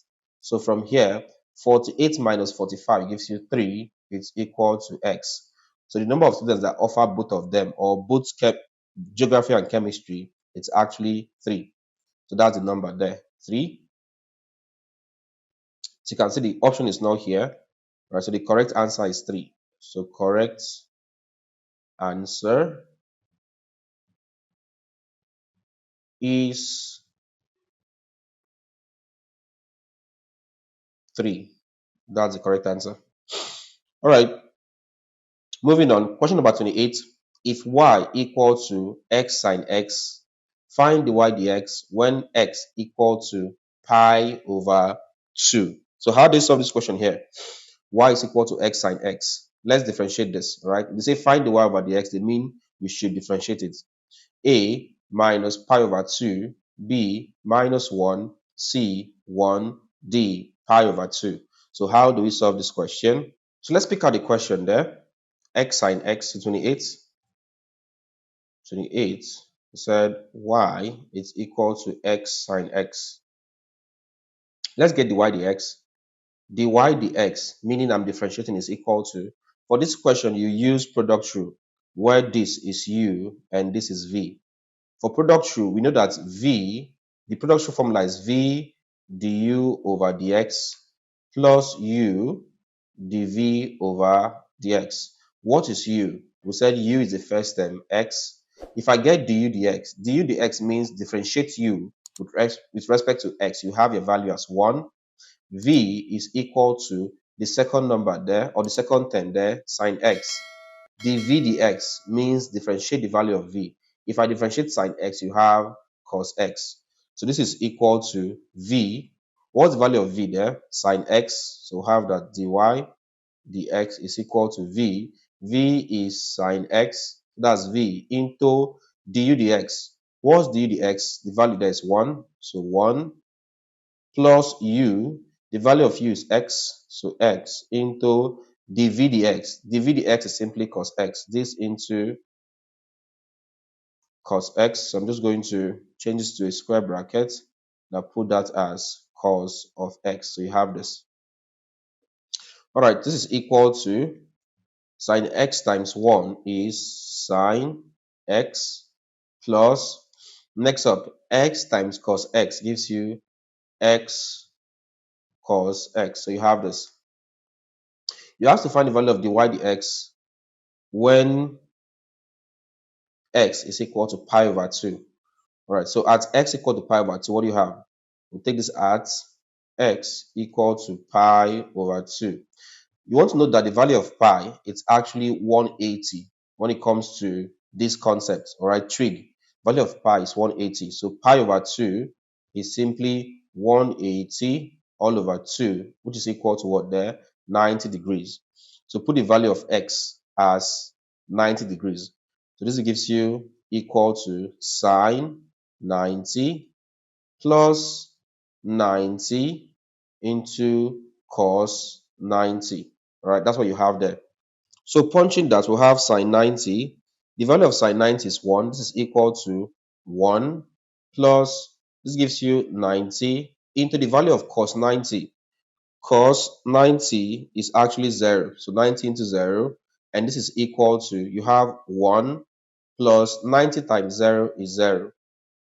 Right, so this is equal to 1 plus 0 is 1. So the answer there is 1. Let's see which option has 1 as your answer. That is option C. The value there is 1. That's the correct answer. Next up, question 29. 29 says, find the sum of the range and the mode of the set of numbers 10, 9, 10, 9, 8, 7, 7, 10, 8, 10, 8, 4, 6, 9, 10, 9, 7, 10, 6, 5. A, 16, B, 14, C, 12, D, 10. Now you have to find the sum. Sum means addition. You're adding what and what? They said the range and the mode. So 29, we're looking at range plus mode to find the sum. Now, what's the value of range, or what does range mean? Range simply means the difference between the highest number and the lowest number in a given set of numbers. So in this set of numbers here, all of these numbers you have there, what's the highest number? That's 10. What's the lowest number? Lowest number is 4. So range becomes 10 minus 4. So range there is simply 10 minus 4 plus mode. When we say mode simply means the number that repeats itself over the most repeated number. That's range. Looking at this, if you look at 10, 10 occurred 1, 2, 3, 4, 5, 6.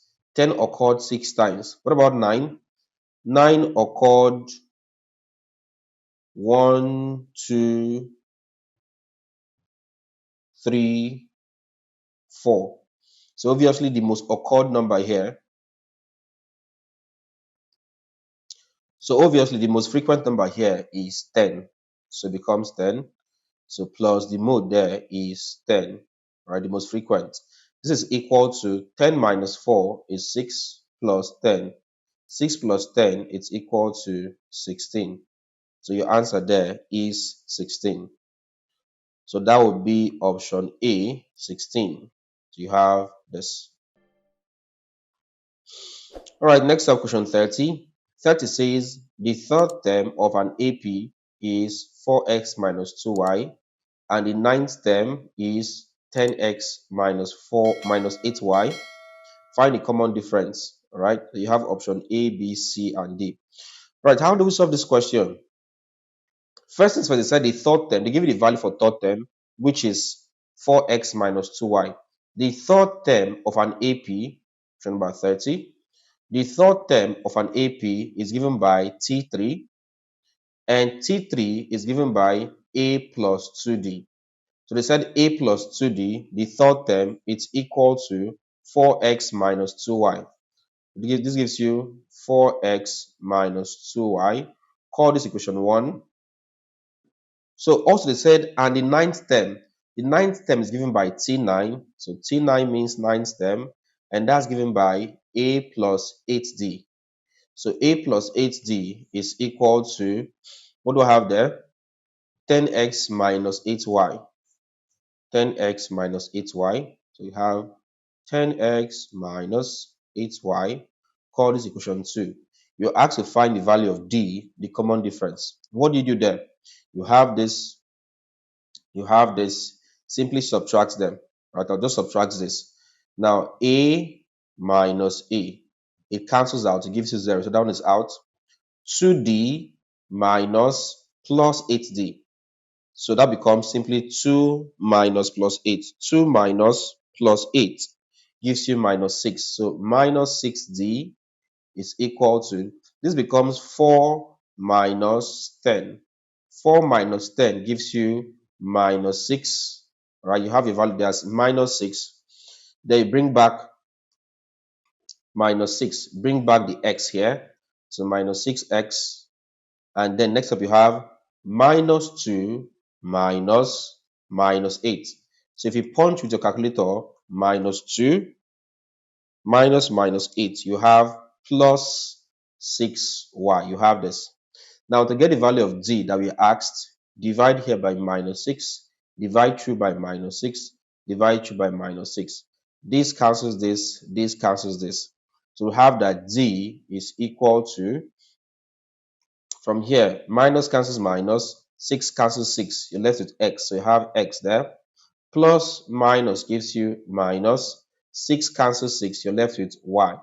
So d is equal to x minus y. So let's see which option is x minus y. Yep, we have that as option C. So option C, x minus y, is the correct answer. All right. Question 31 says, find the integral of x squared plus 3x minus 5 dx. Right, you have your options here. Now, how do you solve this question? For 31, we asked to find the integral of, in brackets, x squared plus 3x minus 5 plus 3x minus 5 dx. Now, to solve this question, all you have to do is to integrate this. And how do you integrate this? When you have x squared, the simple concept about integration is that if I have x squared, I will add 1 to the power and divide by all I have here. So divided by 2 plus 1, you have this, plus, repeat the same thing here, you have 3x. The power here is 1, it's already 1, right? 3x to the power 1 is the same thing as 3x. We said add 1 to the power, so plus 1, divided by what you have here, which is 1 plus 1. Then next up you have minus 5, so it becomes minus 5. Whenever you integrate a constant, that means a number standing alone, you add x to it. That's the concept. Then finally, you have plus c or k, which is your constant. So constant is c, or you can use k. Working on this gives you x to the power 2 plus 1 is 3, all over 2 plus 1 is 3, plus 3x to the power 1 plus 1 is 2, that's 2, all over 2, minus 5x plus c. Basically, here's my answer, x cubed plus 3 over 2, so x cubed plus 3 over 2x minus 5x plus c, minus 5x plus, they use k as their constant, right? So the answer there is c. So that is the correct answer. Question 32 says this, you have this. It said the base in which the operation was performed was. Now this is simple enough, right? If you know how number bases work.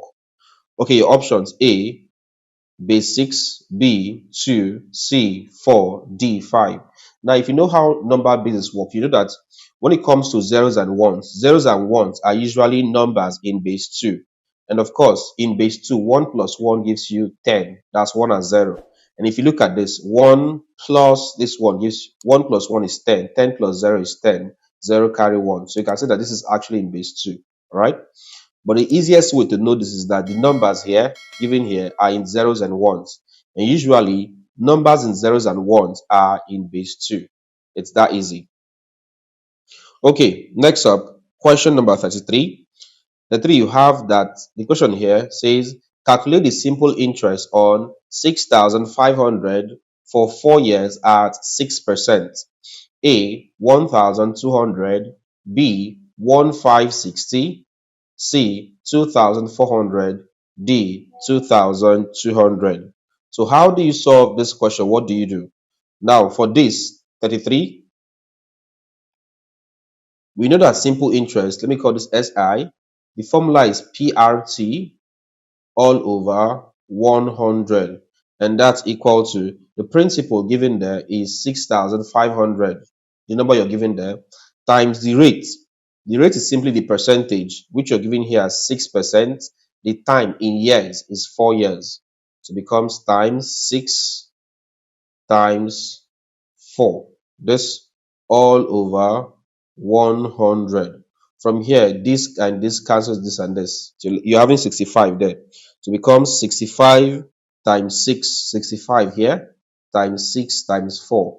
And if you do that, you have that the simple interest will be equal to, the value gives you 1,560. Of course, this was in Naira. So 1,560 Naira, which is option B. That's the correct answer. Question number 34, it says the pie chart shows the allocation of money to each sector in a farm. The total amount allocated to the farm is 80,000 naira. Find the amount allocated to fertilizer. Now, looking at this, you have different percentages here, as you can see. Now, for fertilizer, we want to observe that there's no angle here. The angle for fertilizer is unknown, so we'll call it X. Now, what we know about this is that this is a point, this is the midpoint of the circle. And we know that sum of angles at the point is equal to 360. That means if I add the angle of fertilizer, X, plus that of seeds, which is 30, so plus 30, plus that of labor, which is 70 degrees, so plus 70, plus that of farm implements, which is about 80%, 80 degrees, 80, plus that of transport, which is 50 degrees, plus that of, I think, mechanization, which is 40. So if you add all of this will be equal to what there? 360 degrees, right? Sum of angles at a point is equal to 360 degrees. So you have X plus, I'll just get my calculator and punch this very quickly. You have this as 30 plus 70 plus 80 plus 50 plus 40. And if you do that, you have your answer as 270. This is equal to what there? 360. You have this. So X will simply be equal to 360 minus 270. From here, X is equal to 90 degrees. So it means this angle here is simply 90 degrees. So that's for fertilizer. You're asked to find, you're asked to find the amount allocated to fertilizer. Now, how do you do that? It simply becomes the angle of fertilizer 90 degrees all over the total angle. The sum of the angles is 360 times the total amount you have. The farm got an allocation of about 80,000. So this becomes times 80,000. That's this. All right, so we're going to punch this very quickly. 90 divided by 360, that's 0.25 times 80,000. And if you do that, you have your answer as 20,000 naira. The value there is 20,000 naira, which is option D. That's the correct answer. 35 says if k is equal to this, that's 3140, find the determinant. To find the determinant, of course, this has to be, okay, to find the determinant, we'll have that determinant of k, this will give you, determinant of k is this, which is equal to this 3140. And to find determinant is as simple as multiply the numbers in your principal diagonal, which is this and this. So it becomes 3 times 0 minus multiply the number in the other diagonal, which is 1 times 4. So 1 times 4. This would be equal to 3 times 0 is 0 minus 1 times 4 is 4. 0 minus 4 is minus 4. So the correct answer to this question is minus 4. The correct option is not here. But note that the determinant there is minus 4. So basically, this is how you solve the question. All right. Multiply the terms in principal diagonal. That's by the right hand like this. 3 times 0. That gives you 0. Minus the terms in the other diagonal. 1 times 4 is 4. So 0 minus 4 is minus 4. So the correct answer here should be minus 4. All right. All right. Moving on. Question 36. 36 says, the curved surface area of a cylinder 5 cm high is 110 cm squared. Find the radius of its base. Take pi as equal to 22 over 7. Now, how do you solve this question here? Very simple. 36 for question number 36. Now, the first thing you want to notice that curved surface area,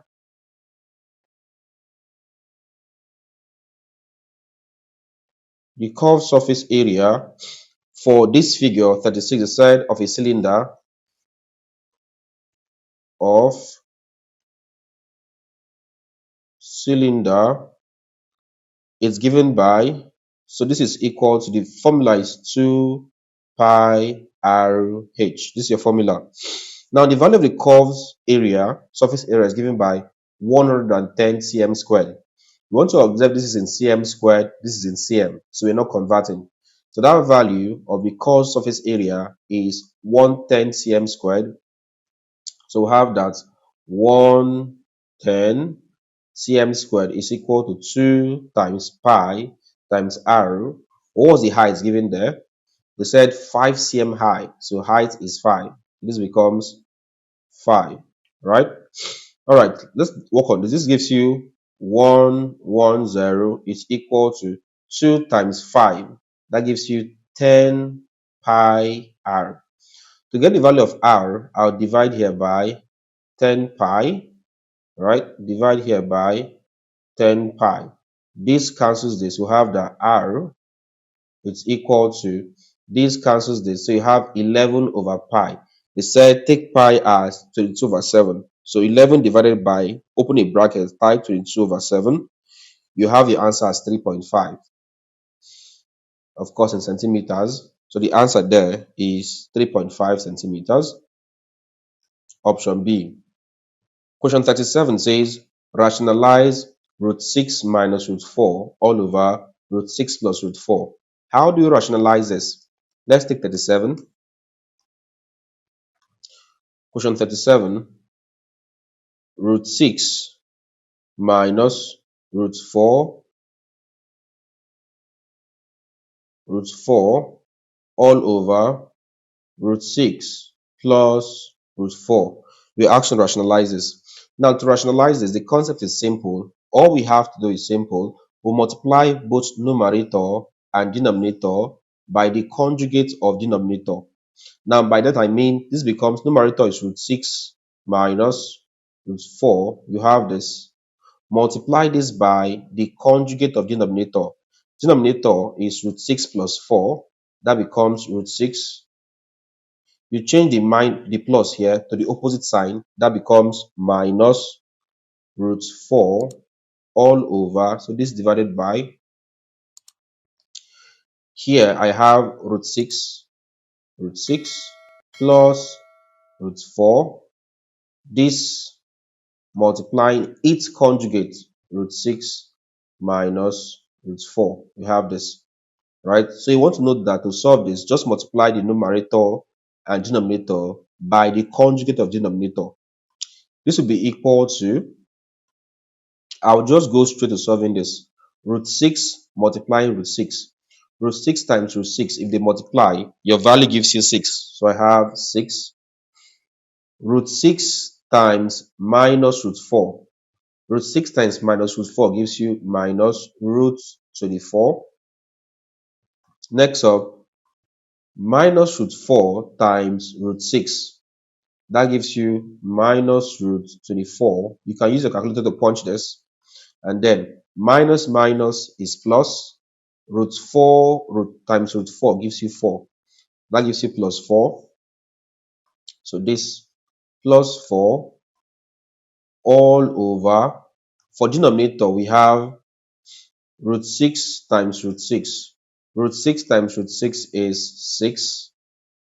Root 6 times minus root 4, that gives you minus root 24.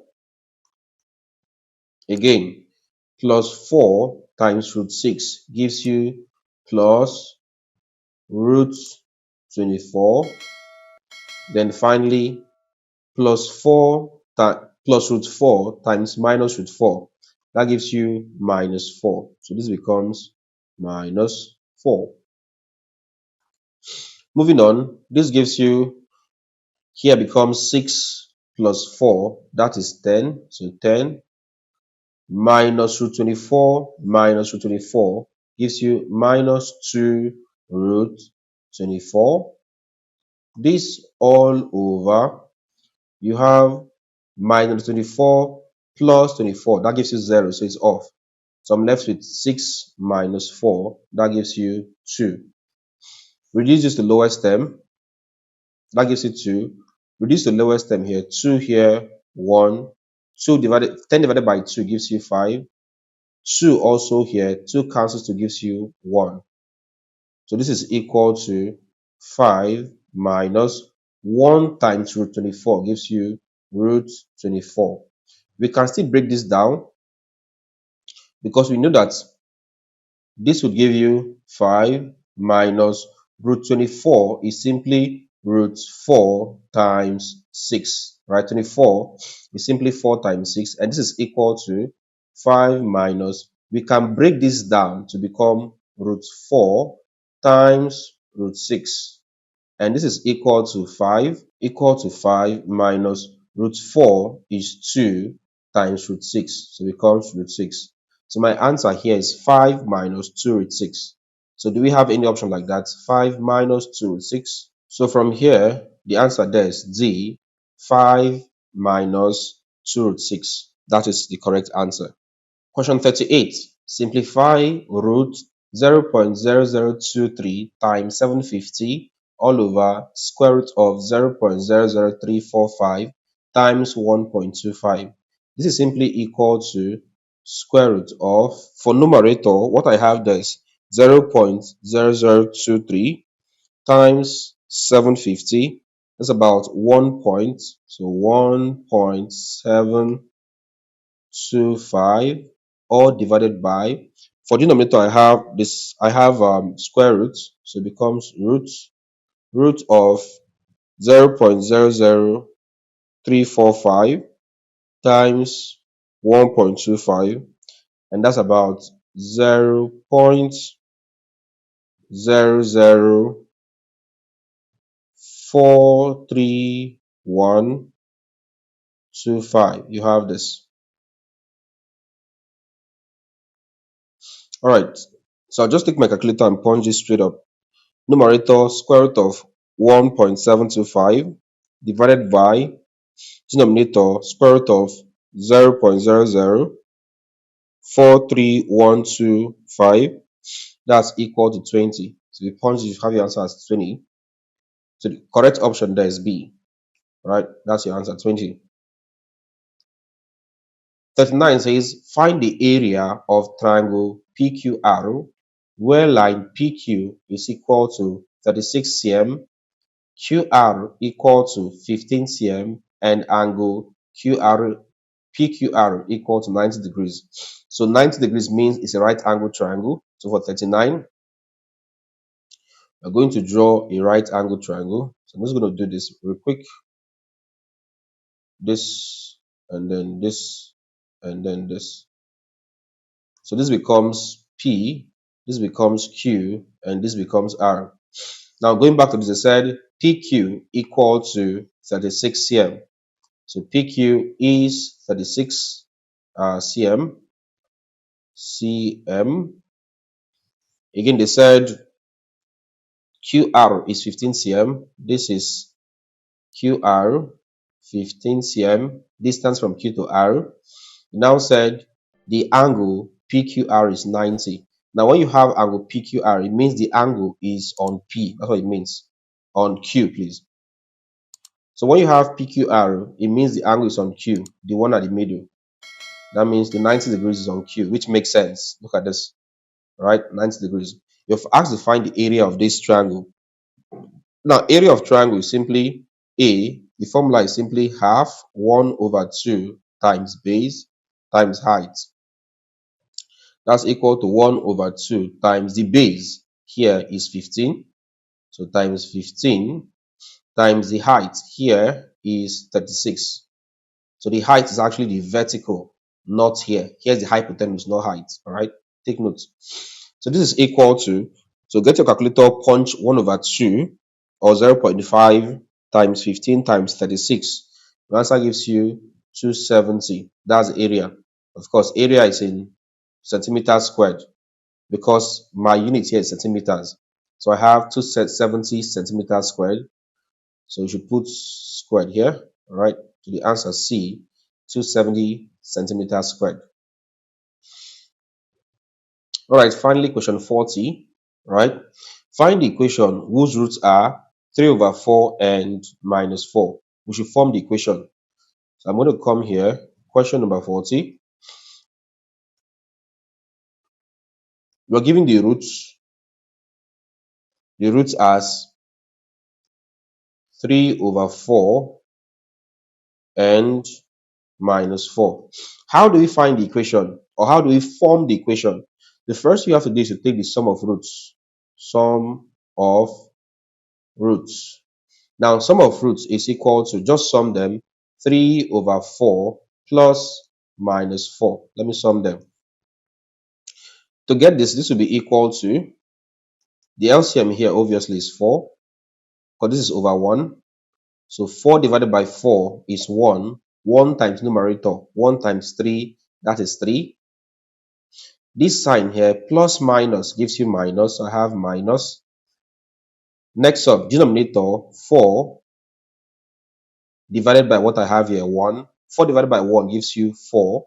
4 times 4 is 16. So you have 16 there. So this is equal to 3 minus 16 gives you minus 13 over 4. This is the sum of roots. Let's get product of roots. So next up, product of roots. As the name says, product. So that means I'm multiplying them. Becomes 3 over 4 times minus 4. And that's equal to 3 times minus 4 gives you minus 12 all over denominator I have 4. So you have this. All right, so with this. So next up, note that to form a quadratic equation, the formula is simply x squared minus sum of roots x plus product of roots, this is equal to 0. Now this gives you x squared minus, what's the value for sum of roots? Sum of roots, our value is minus 13 over 4. So minus 13 over 4. Sum of roots x plus product of roots. That gives you minus 12 over 4. It's equal to 0.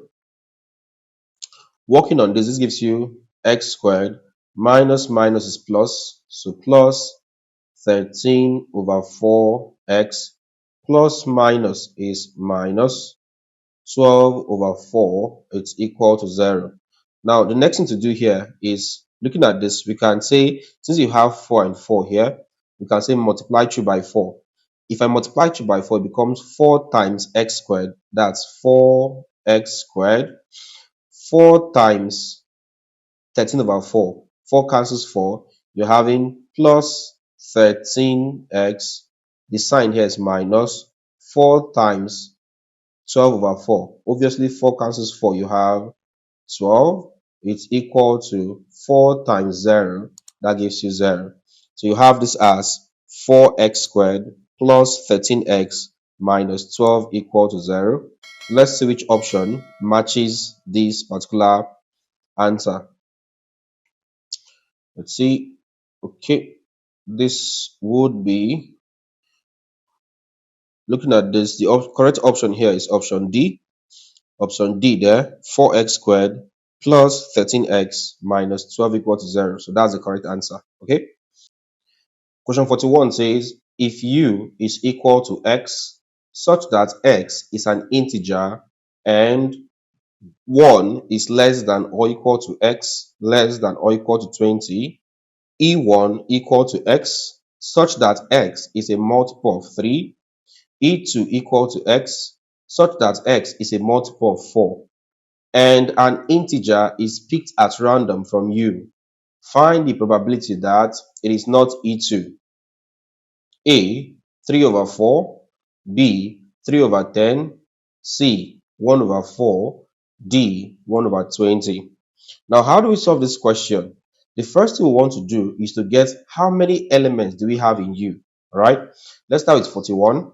So 41, we'll start with U. We said U is equal to x such that x refers to the integers from 1. When it said 1 is less than or equal to x or less than or equal to 20, what this means is that I'll start from 1 because of the equal to here. So it becomes 1, 2, 3, 4, up till we said less than or equal to 20. So since we have 20 there, we also include 20. So basically, these are the elements of U. That becomes from 1 to 2 to 3 to 4 to 5 until we stop at 20. We'll have this. Okay, the next thing they have there, they said E1 is equal to x such that x is a multiple of 3. So let's go and get E1. So E1 is equal to multiples of 3 simply refers to things like numbers such as 3, 6, 9, 12, 15, and 18, right? After 18, the next number should be 21, but 21 is bigger than 20. So we don't go above 20 there because that's for the universal set. So we'll stop at 18 to have this. Next up, let's look at E2. For E2, this is equal to, let's see what they define E2 as. They said E2 is equal to x such that x is a multiple of 4. What are the multiples of 4? So we'll start with 4. 4 times 2, 8, times 3, 12, times 4, 16, times 5, 20. So we have 20. Of course, we can repeat 20 since that's 20 there, but we cannot go above 20. So stop here. So we have this. Now with this, the probability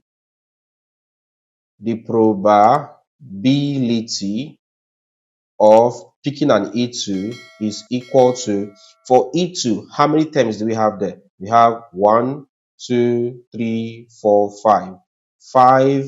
5 there is the total numbers in E2 all over. Look at the total possible outcome. And to get the total possible outcome, look at the total number of elements in U. U started from 1 and went up to 20. From 1 to 20, then you have 20 numbers. So the total numbers there, possible numbers, it's 20. And if you reduce this to lowest term, this is simply equal to what there? 1 over 4. This is the probability of having an E2. But going back to the question there, the question said, find the probability that it is not in E2. Now, not in E2, for probability not in E2, not not in E2 is simply equal to 1 minus, if it's in E2, 1 over 4. And if you do this, take the LCM. LCM is 4. This is all over 1. 4 divided by 1 gives you 4. Times 1 that gives you 4. So it becomes 4 minus 4 divided by 4 gives you 1. 1 times numerator gives you 1. This will be equal to 4 minus 1 is 3 all over 4. So the answer to E2 is 3 over 4. So let's see the option there. From this, we can see option A. From this, we can see that option A is the correct answer, 3 over 4. Question number 42 says, evaluate 1 minus, in brackets, 1 over 5 times 2 over 3 plus 5 plus 2 over 3. All right, 42. Let's get this done. 42. Evaluate 1 minus 1 over 5 times 2 over 3. 1 over 5 times 2 over 3. This, and then you have plus 5 plus 2 over 3. That's what we have there, right? Plus 5 plus 2 over 3. All right, so let's solve this. Now, how do we solve this here? This becomes 1 minus 1 times 2. That gives you 2 all over 5 times 3. That gives you 15 plus, from here, obviously I have to take LCM here. So that's 1. That becomes LCM of 1 and 3 is 3. 3 divided by 1 here gives you 3. 3 times 5 gives you 15. So I have 15 plus 3 divided by 3 here gives you 1. 1 times numerator, 1 times 2 gives you 2. So this is equal to 1 minus 2 over 15 plus 15 plus 2 gives you 17 all over 3. Proceeding, this is equal to 1 minus, okay, let's take LCM here. The LCM here for 15 and 3 would obviously be 15. So I have 15. This is all over 1. So 15 divided by 1 gives you 15. 15 times numerator 1 gives you 15. So I have this as 15 minus 15 divided by 15 gives you 1. 1 times numerator, 1 times 2 gives you 2. So that's 2 plus 15 divided by 3. That gives you 5. 5 times numerator 17. That becomes 17 multiplied by 5. And if you do that with your calculator, you have your answer as 85. So it becomes plus 85. This is equal to, numerator is 15 minus 12 plus 85. That's 98. 98 all over 15. Can we bring this to the lowest term? 98 over 15. Yep. So this is basically the answer. 98 over 15. All right. Although you have 6.53, but that's your answer. So looking at this, we can see that there's no correct answer here. For this, no correct answer. All right, so you want to take note of this. All right, next up, question 43. 43 says the operation that's asterisk on the set R of real numbers is defined by x asterisk y being equal to 3x plus 2y minus 1. Find 3 asterisk minus 1. Now this is simply equal to, what that simply means is that I'll put x and y into this particular equation there, right? So 3x, of course, in this case here, x is the term before the asterisk, y is the term after asterisk. So x is 3, y is minus 1. Now, having said that, let's see what we have there. So 3x becomes 3 times x there we said is 3, okay, plus 2y. The value of y is minus 1. So 2 into minus 1, then minus 1. This is equal to 3 times 3 is 9, plus 2 times minus 1 is minus 2. Bring down the minus 1. 9 minus 2 is 7. 7 minus 1 is 6. So the answer there is C plus 6. That's simple.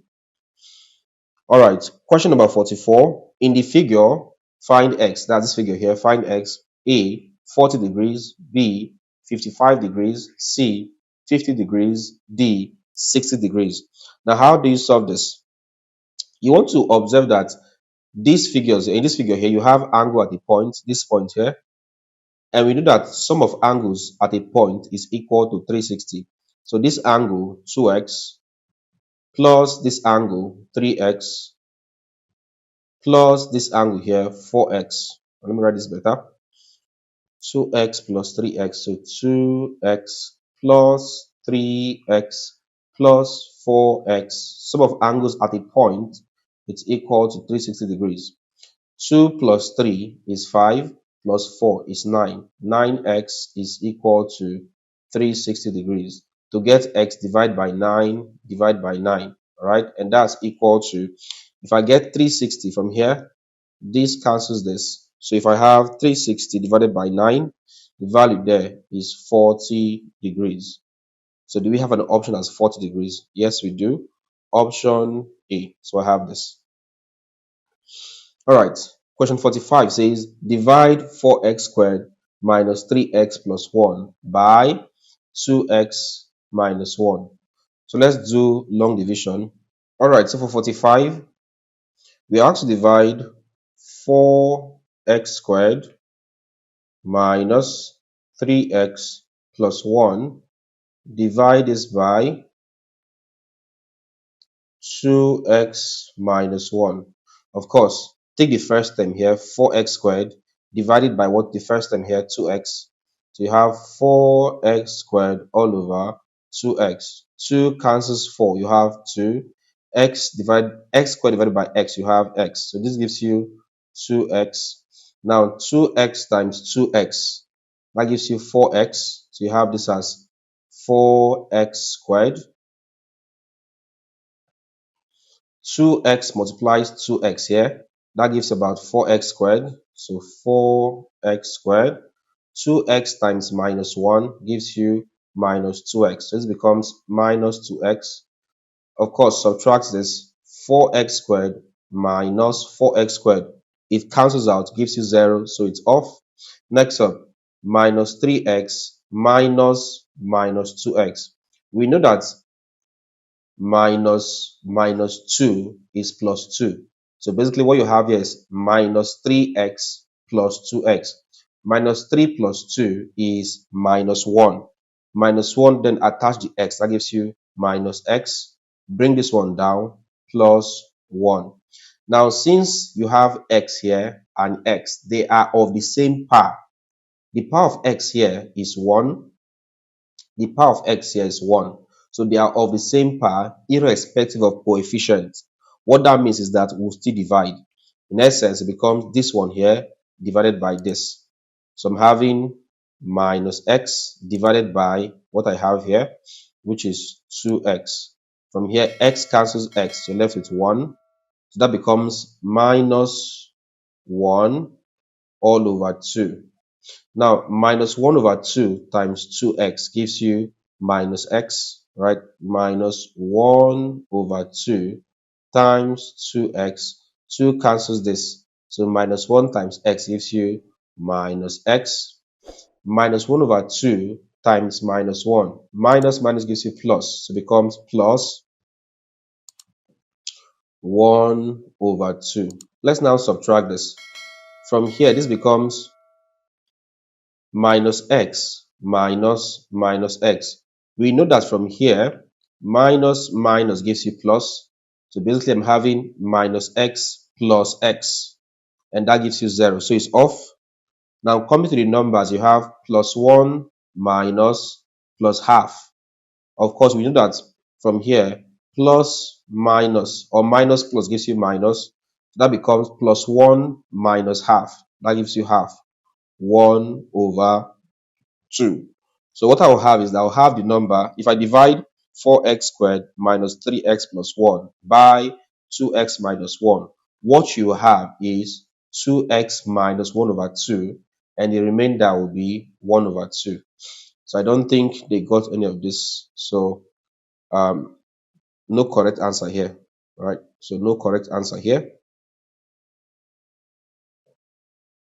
You want to know that most of the stuff we're doing here, right? Most of the questions we are doing here or we are answering here, we've already treated them in our mathematics playlist. So check, we have a mathematics playlist as well as our JAMB playlist, all right? So you can check our JAMB playlist for detailed tutorial videos on this, or you can just visit our mathematics playlist to learn more.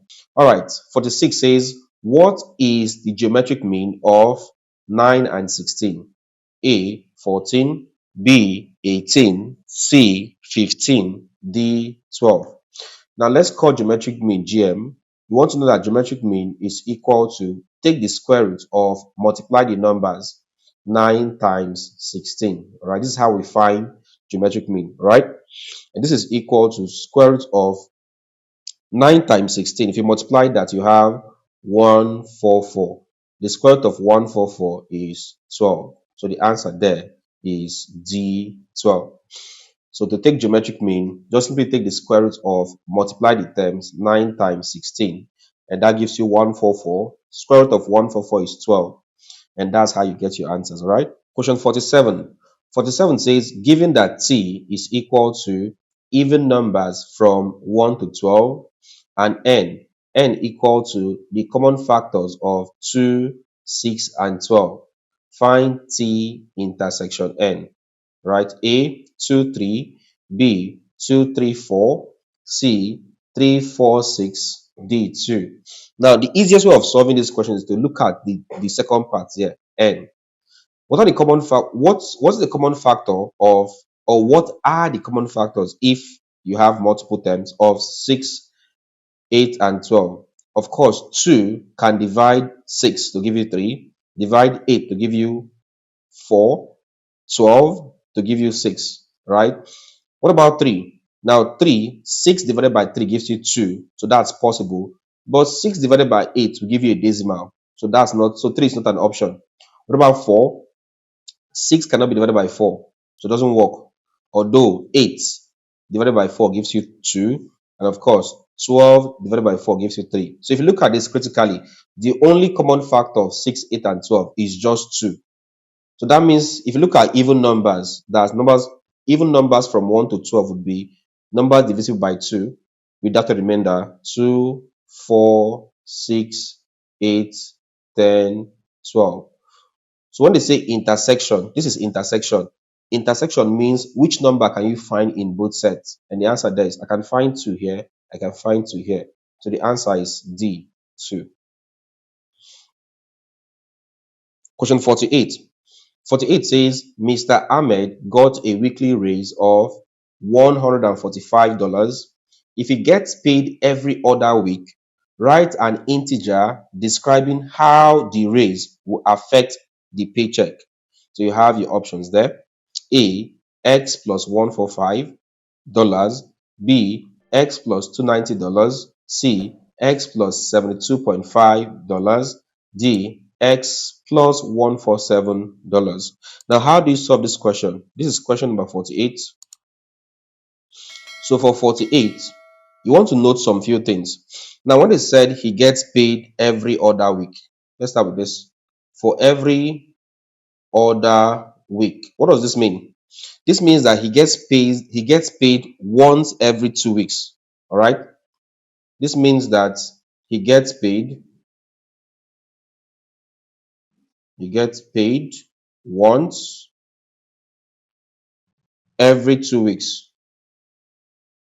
Every 2 weeks. So that's the first thing you want to note. Now they said each week. The next thing they said each week that his raise is his his pay raise is 100, and this is dollars, $145, $145. Now in 2 weeks, in 2 weeks, his total paycheck, his total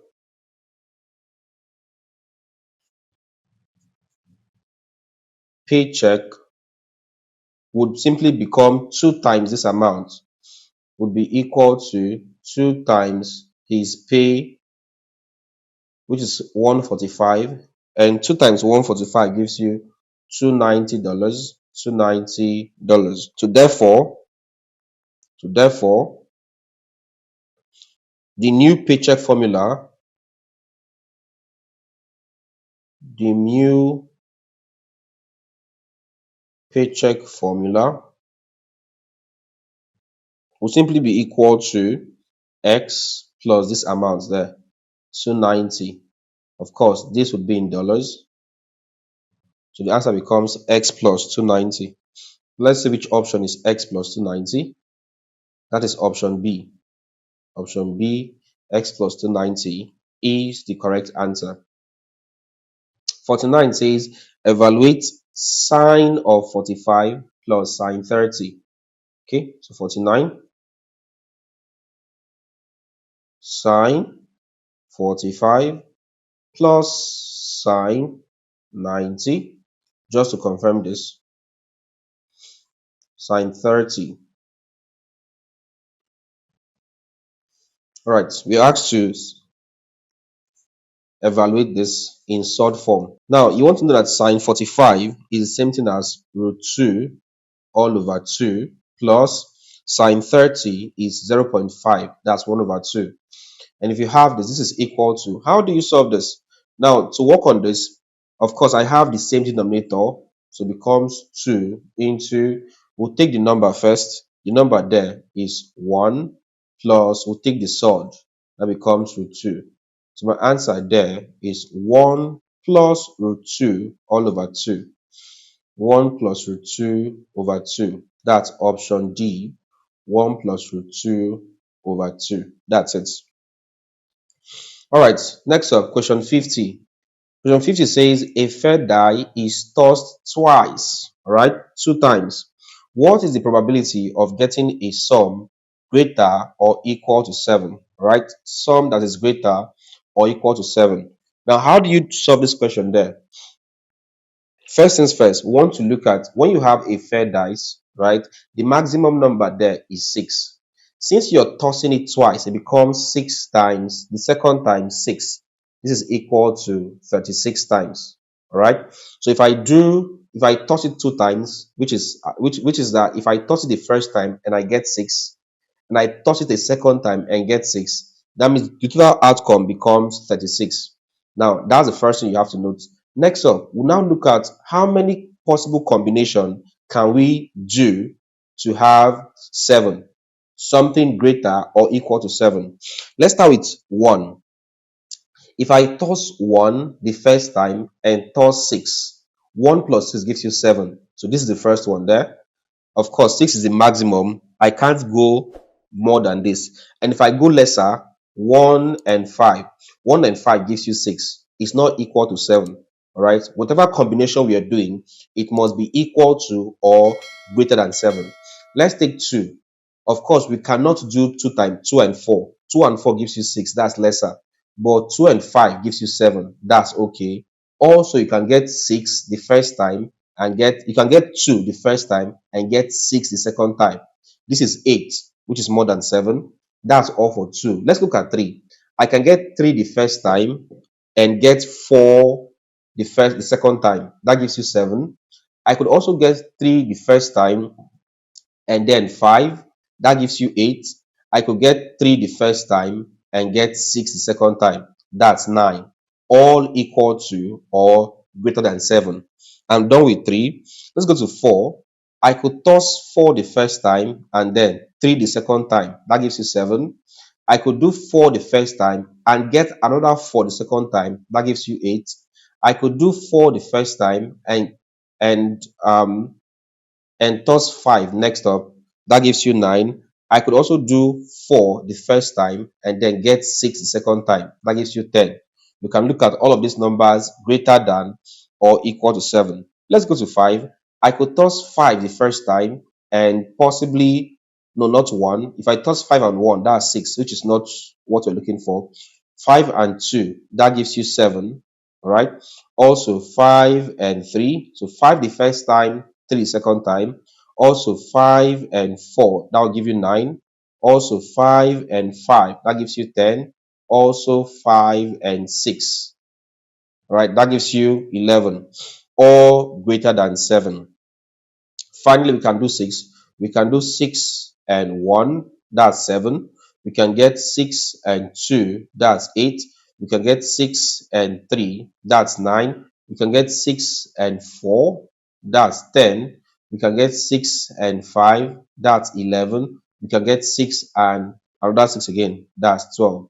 So these are all the possible combinations that are equal to or greater than 7.